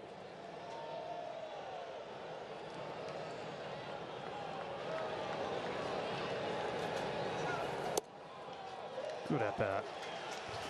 I love that he took that timeout before that pitch, and whether he has something that he says to himself when he looks in his helmet, whether he has, you know, something to try and get himself locked in. It's so easy in games like this where there's not a lot of momentum and, you know, one of the smaller crowds we've seen at Target Field in a while, to give away that at bat, to not lock in. And he took that timeout and he laid off a very borderline pitch. Got himself on first base and, you know, put a little pressure on the Angels. Don't make it too easy to finish this thing off. So a lot of credit to Wallner for that at bat right there. I know it doesn't seem like much, but those are the ones as a player that you can give away. It'll go foul. 0-2 now on Farmer.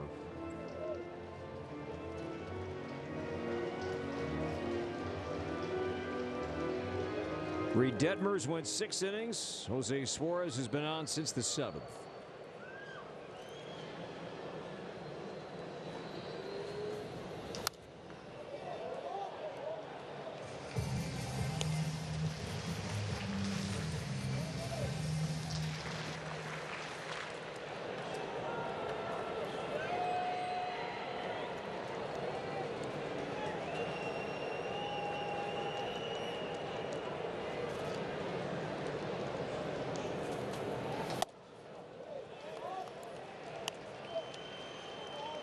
This is also something that we never used to see 0-2, a pitch that close before the umpires were getting graded on every single outing. That pitch was a strike 99 times out of 100, but thankful for that as a former hitter. Farmer did not go as the ball kicked away from O'Hoppe, but no advance from Wallner.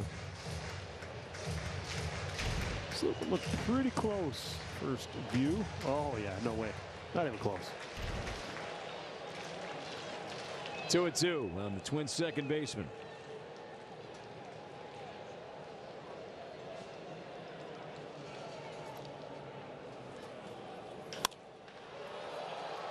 Playable into right center.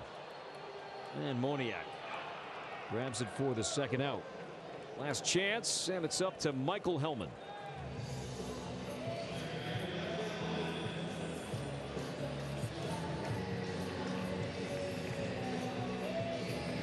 Nebraska native. Fourth Nebraskan to play for the Twins, the first since Greg Olson in 1997. Interesting to see him holding on first base right here. 4-run lead. Entire right side of the field open. Just roll something through over there. Not sure if Farmer saw that, if that's what he was trying to do, but he threw him a good cutter in. But look at all that room on the right side. No reason in my mind that you need to be holding him on right there to give up maybe a cheap single. Especially Hellman's first plate appearance in this game. He hit a ball hard over there. Almost a straight up first base. But they give it to you. Hopefully you can find a way to take advantage of it and get Brooks Lee up.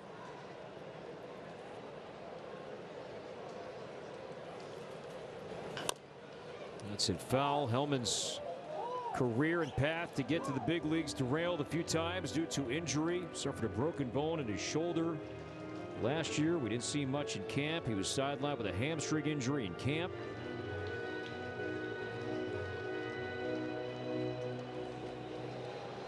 Down to their final strike. 1-2 on Hellman. Check swing. He went. Ball game over. Angels beat the Twins 6-2. And the homestand gets off to a sour note, as the Twins have now lost 15 of their last 21, and the run scoring remains a problem. 6-2 the final. Just not the game you were hoping for if you're the Twins.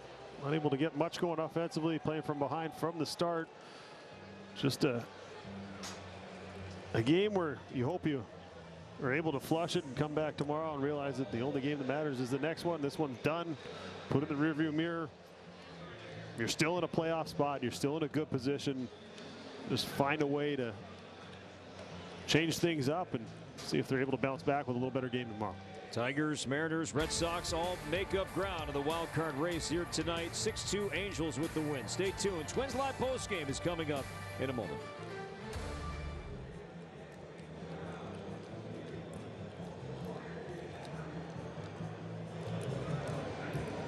Weekdays on MLB Network, it's the baseball show for the thinking fan. Join Brian Kenny and his daily panel of experts for a more analytical look at the game. Think baseball with MLB Now. Weekdays only on MLB Network.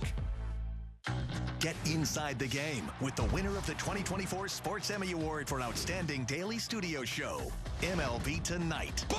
How fun is this show? Bringing you breakdowns. If we can put him on the mound, this is what it looks like. This is what it feels like. And live look-ins to the big moments as they happen.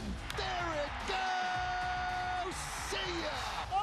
11 strikeouts for Skeens. This is going to be so much fun to watch. MLB Tonight, only on MLB Network.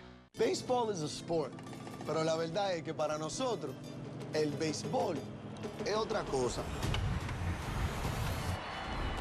El béisbol es un corrido, un dembow y un reggaetón prendido. Es un plácata bien fuácata. Eso es otra cosa. It's the Plátano Power and the Arepa Power. It's a familiar name and juniors who dare to dream big. El béisbol es otra cosa.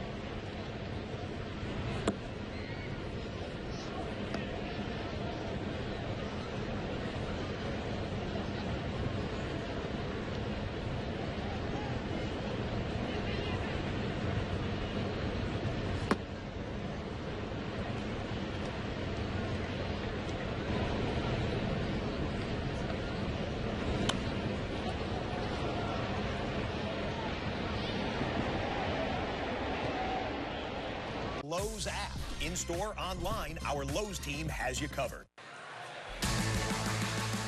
Twins fall in the series opener to the Angels. We'll take a look at another tough night for the Twins offense. A short start from Festa.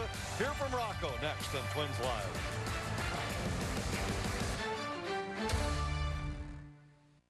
Twins territory has the best fans. Man, I've seen things you wouldn't believe. But this I have not seen. You know, nothing phases me, man. Nothing. But these guys got me phased. Now, this game found another gear. Think you've seen this before? Keep watching. Want to elevate game night? Turn on MLB Big Inning, a revolutionary way to see the biggest moments from every game, live and commercial-free. Find it on the MLB.tv home screen. MLB Big Inning on MLB Network and MLB.tv. Mason Miller. He's unhittable. Mason's starting to really feel it. 103 at the top of the zone. And the Reaper continues to haunt Major League hitting. Give him 2 bats, give him 3, give him a sheet of plywood. I don't care. You're not getting to it. You're not even reacting to that. You always have to have the dog, and you want to go get the guy. Say yeah! Take that with you!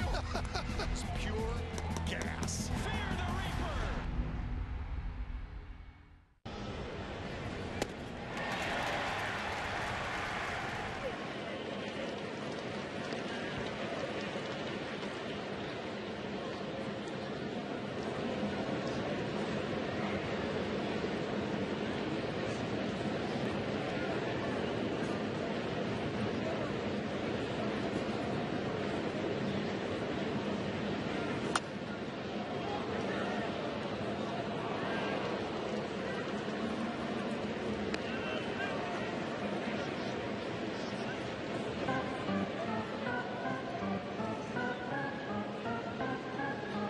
At twins.com.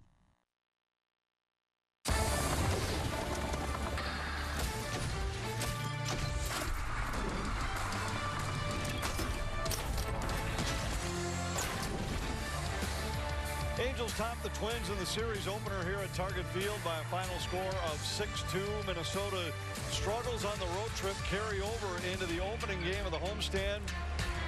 Angels got a couple of runs early, added a big home run by Brandon Drury in the third. David Festa knocked out after 4, and the Angels take the opener 6-2. Welcome to Twins Live from Target Field with Tim Laudner. I'm Anthony LaPanta. Minnesota hoping to get things turned around when they returned home. They had dropped 5 of 7 on the trip, hadn't scored much while traveling. They went to the rookie David Festa tonight, and Festa was knocked out after 4. Yeah, he had struggled a little bit, and when you think about it, we're still talking about a young man, rookie, making his way at the major league level, trying to find his way. We expected to see a pretty good start out of David Festa tonight because he had been trending in the right direction, but maybe a small step backwards, largely because of the fact that the Angels came in here and put a good old-fashioned ambush on him. Anytime you walk that leadoff hitter, you're going to ask yourself a little bit of trouble, and yeah, that's exactly what happened because Zach Neto comes up and hits a ground rule double, and then Nolan Shanwell is going to come up and deliver a base hit. And before there was even an out recorded, it was the Angels that took an early 2-1 lead. Then later on, he gave up a 2-run home run to Brandon Drury. And so, yeah, he struggled a little bit.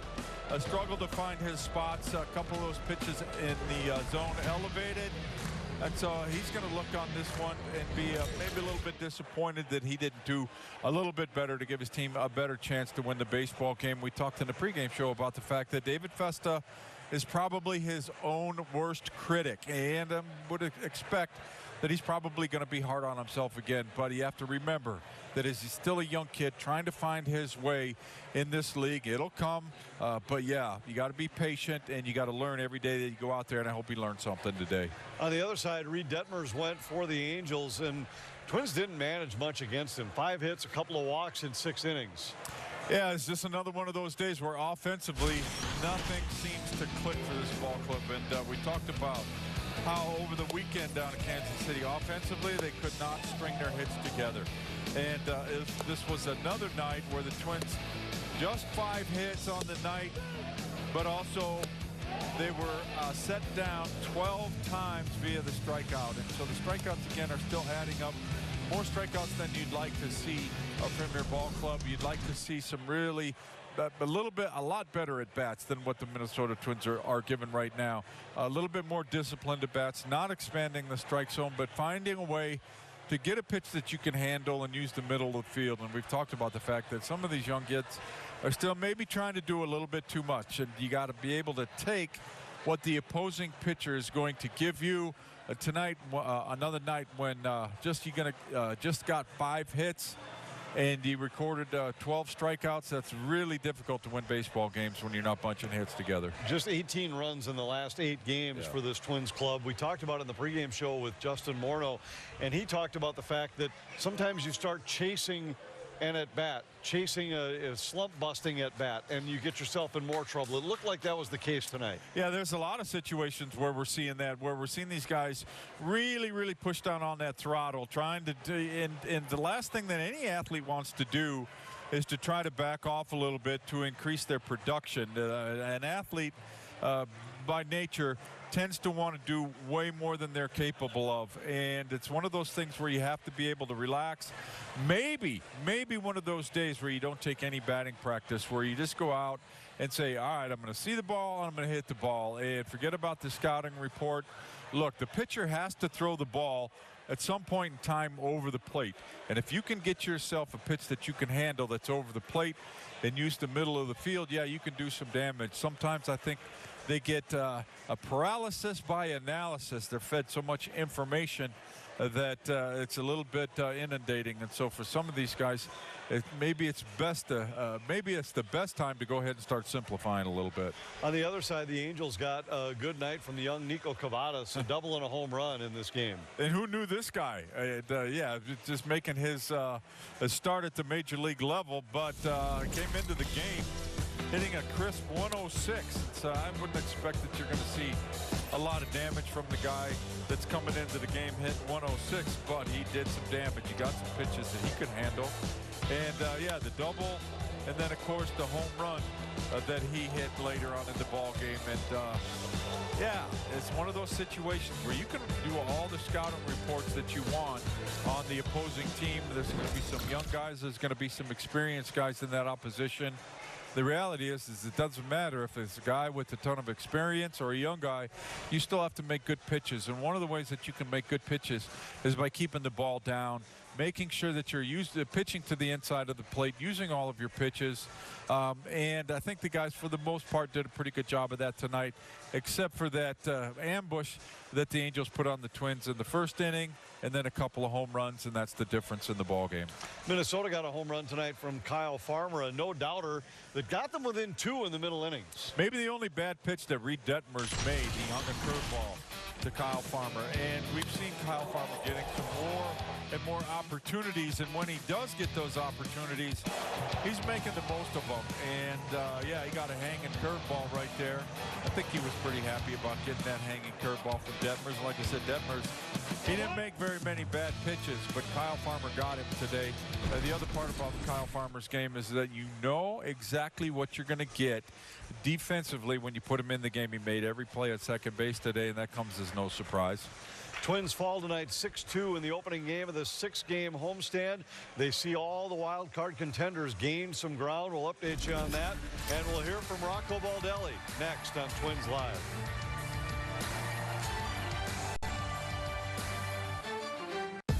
Weekdays on MLB Network. Join the conversation with Kevin Millar, along with Sierra Santos and fellow World Series champion Ryan Dempster on the most unpredictable baseball show on TV. Intentional Talk. Weekdays only on MLB Network.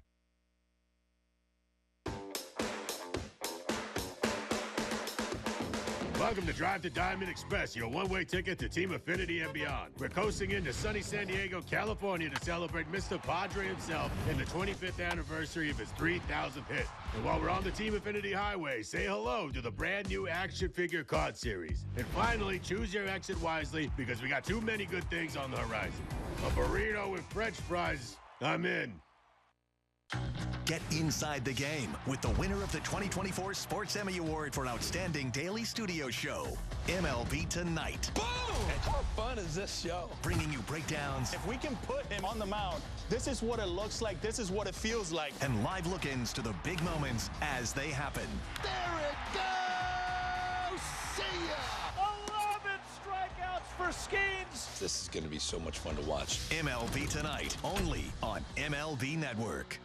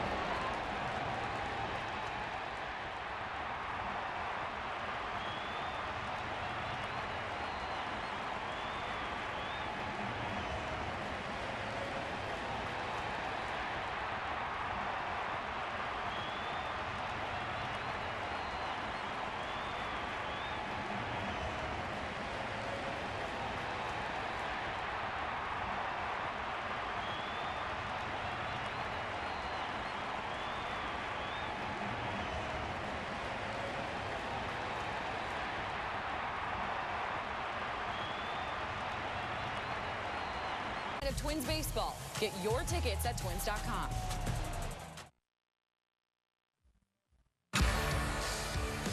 Twins Live on Valley Sports is brought to you by Menards. Save big money at Menards on all your home improvement needs. Angels 6, Twins 2 in the opening game of the series at Target Field. Let's go downstairs and hear from Rocco Baldelli. Rocco, before the game, you said that you were feeling optimistic and enthusiastic about what you may see from your guys in response to yesterday. Is it tough to see this one end the way it did? Another relatively quiet night offensively? Yeah, it was a quiet night offensively.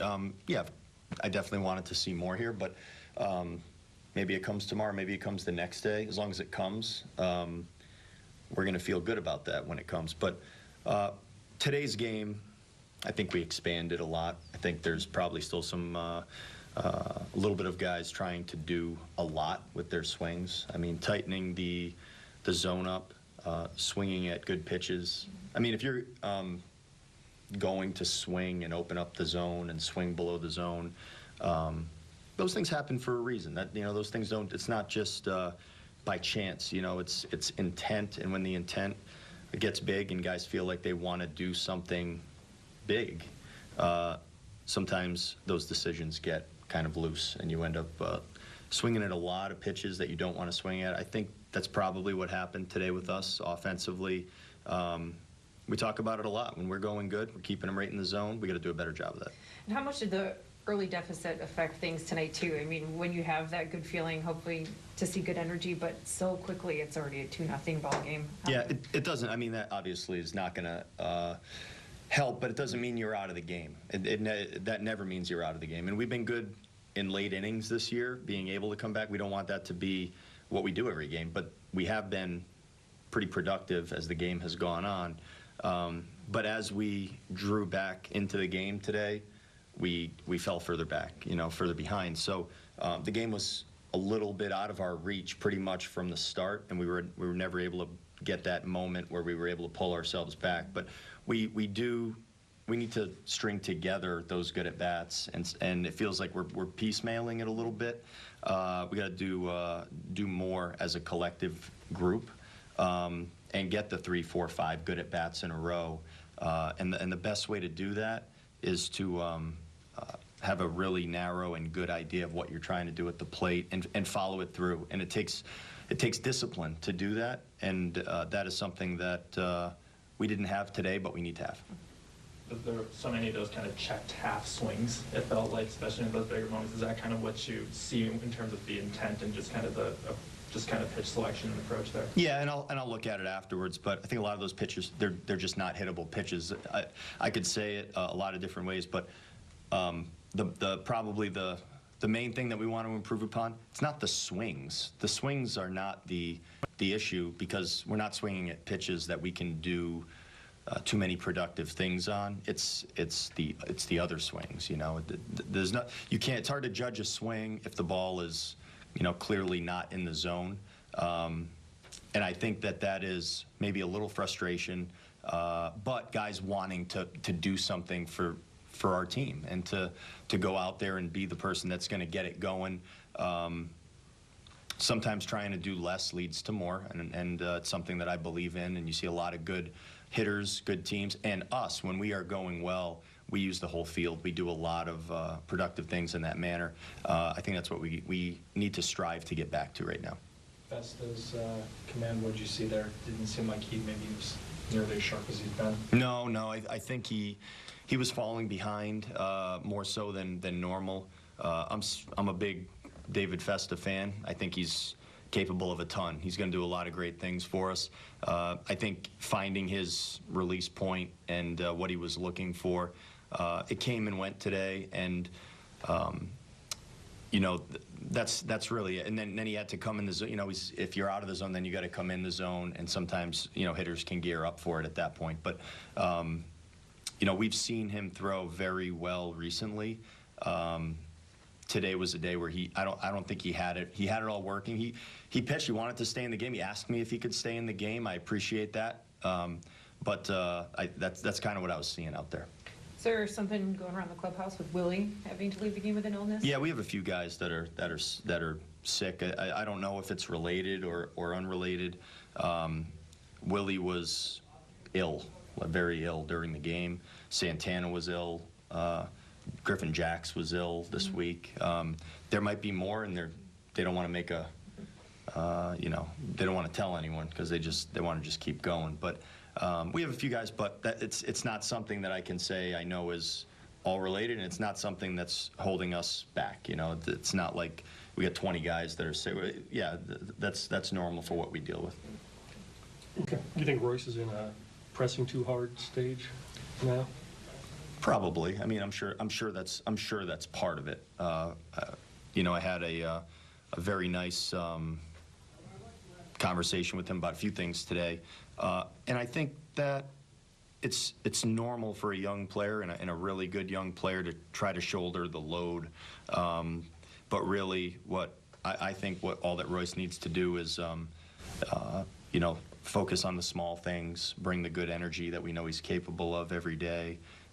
If he does those things, I think the production will be there for him. And yeah, everyone's going to go through tough times. I know he's going to figure his way out of it, and he's going to be more than okay, and he's going to probably end the year swinging the bat really good.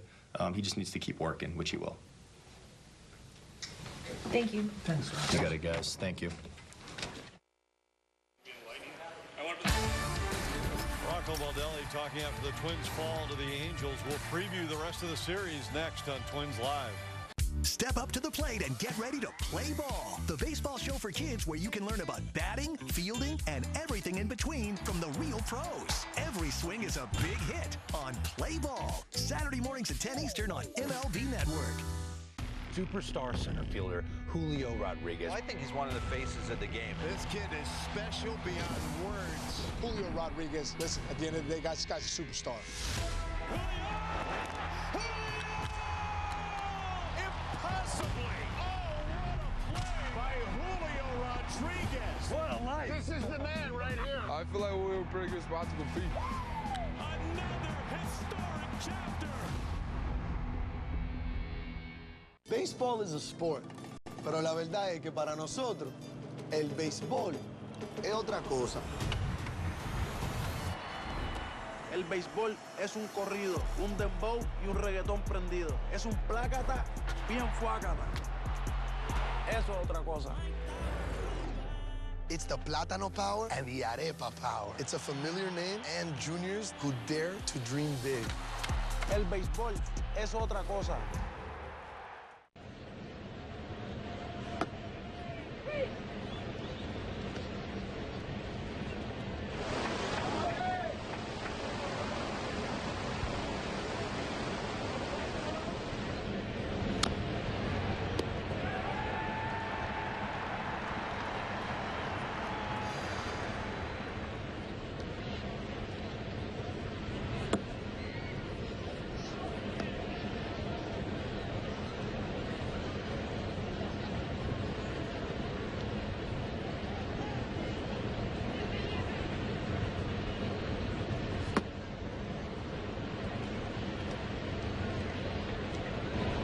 Jameson Orange.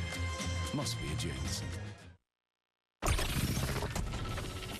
Opening game of the series tonight between the Twins and the Angels. Angels had 2 on the board before an out was recorded in the top of the first. Those leadoff walks, Anthony, will always come back to haunt you. Nolan Shanwell, he was not swinging a very good bat when the Twins went out to Anaheim, but he starts the game off with a couple of RBIs and a base hit to left field. 2-zip at that time. Brandon Drury doubles the lead in the third.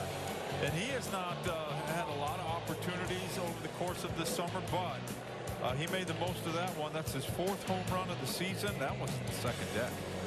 4-zip at that time. The Twins come back in the bottom of the third. Carlos Santana drives in a row.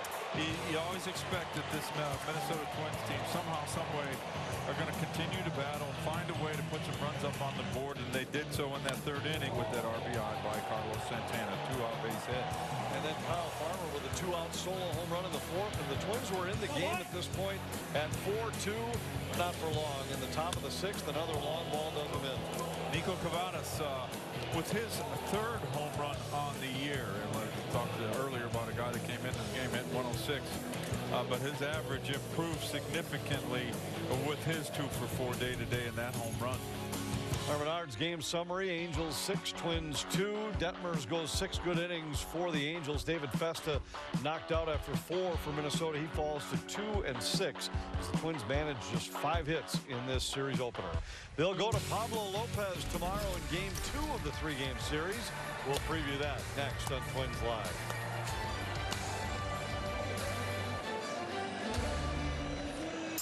Weekdays on MLB Network. Get fired up for heated baseball talk as Christopher Mad Dog Russo barks about all the big stories from around the league, along with news and commentary from Alana Rizzo. High Heat with Christopher Russo. Weekdays only on MLB Network. This is what you've been waiting for, folks. This is Gunnar Henderson. American League Rookie of the Year. What a superstar rookie season he had. What can this guy do? One of the best all-around players. You better be really good at what you do if you're going to be called Gunnar. Out of here! Gunnar Henderson's season is in full effect. Gunnar Henderson's my shortstop. This dude, absolute animal. Show him who you are, kid. Show him who you are.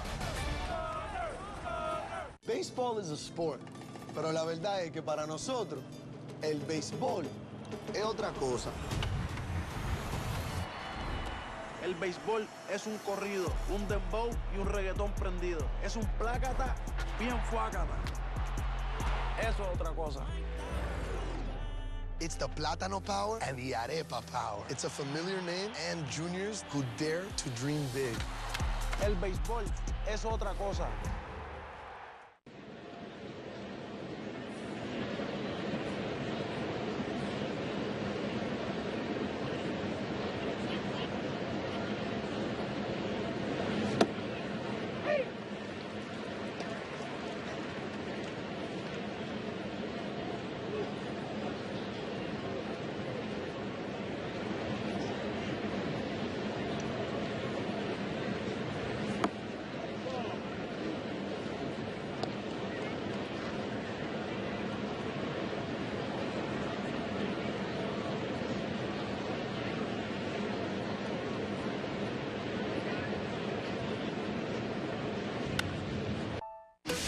Watch Vikings Weekly, Friday on Valley Sports.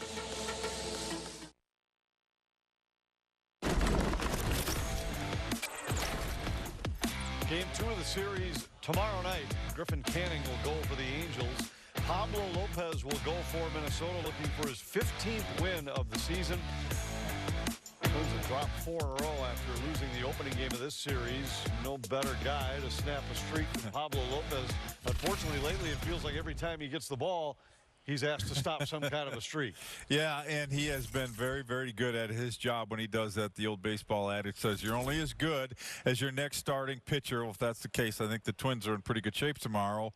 If they give him some run support, and we're talking about this Minnesota Twins ball club, that offensively they're finding a hard time finding ways to score some runs. Just 5 hits tonight and 12 strikeouts on the night for the Twins offensively. So you'd like to think that there's a little bit of offense in there in support of Pablo Lopez. Balls have been coming out of his hand very nicely. He's been pitching to both sides of the plate, pitching inside, making some guys move their feet. He's been doing a really, really good job of turning that fastball loose. Twins lose tonight. Red Sox win. Tigers and Mariners both idle. They each gain a half game, and Minnesota's lead over those three teams shrinks to 3 in the wild card race. Tomorrow night, Minnesota tries to snap the 4-game losing streak. They dropped the first game of the 6-game homestand 6-2 tonight to the Angels. Couple of home runs for the visitors. And David Festa knocked out after 4. Tomorrow, Pablo Lopez makes the start for Minnesota. We'll preview that and much more. Join us for Twins Live at 6 o'clock right here on Valley Sports.